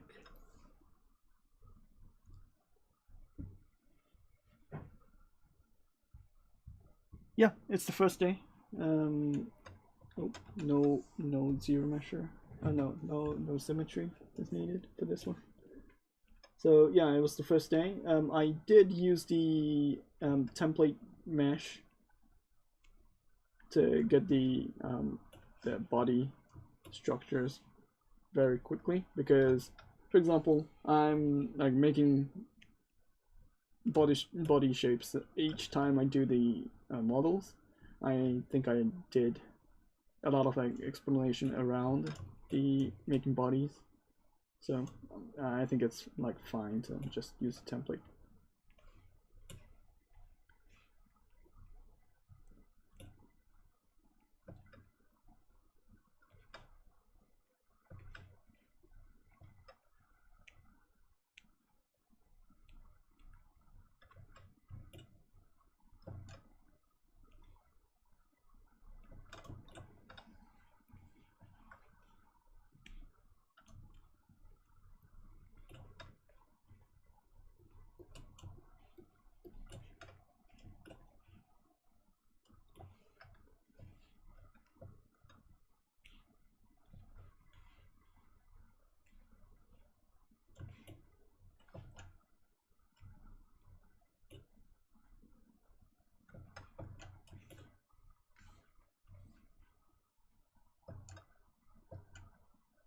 Yeah, currently she doesn't really have much character yet, but I'm gonna start making those like expressions and like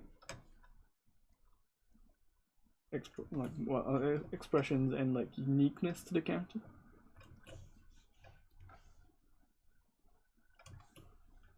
Also, the easy way to like get the expression is like putting a highlight on your character, and you can just do by like just putting some spheres and just coloring them with white.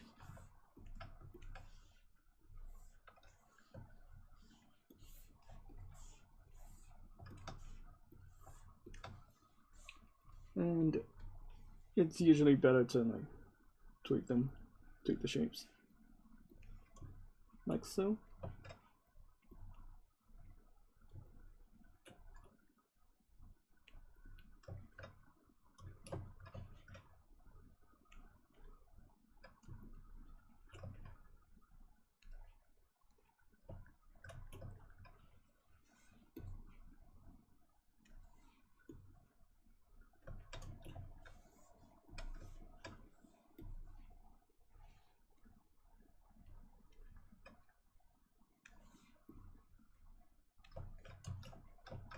Something like this. Maybe tweaking the shapes a bit.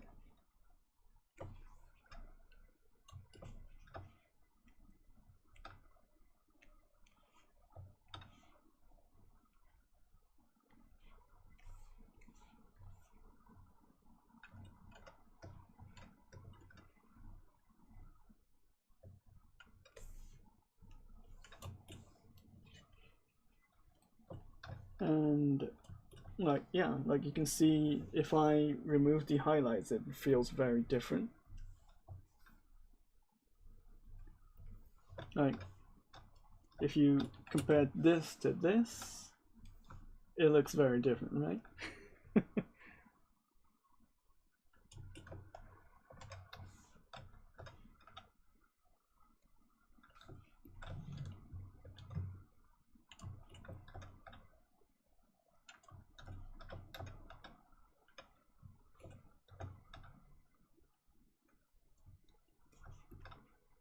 And let's just add a bit more thickness to the skirt temporarily.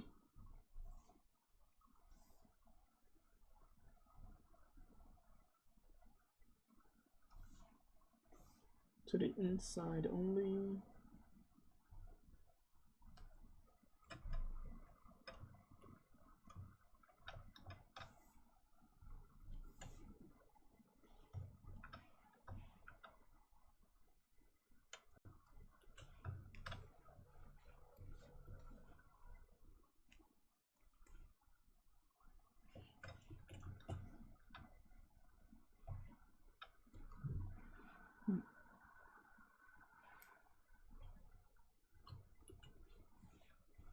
And we're gonna like tweak the cloths and the dress details next week or the next week. I think next week will be in Japanese. Next week will be in English. So maybe next week. Yeah.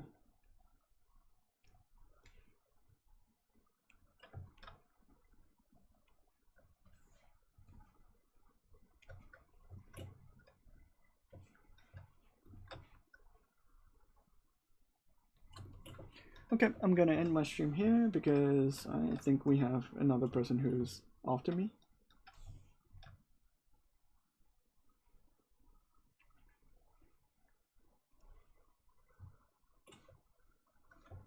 So see you guys then. Bye. Thanks for watching.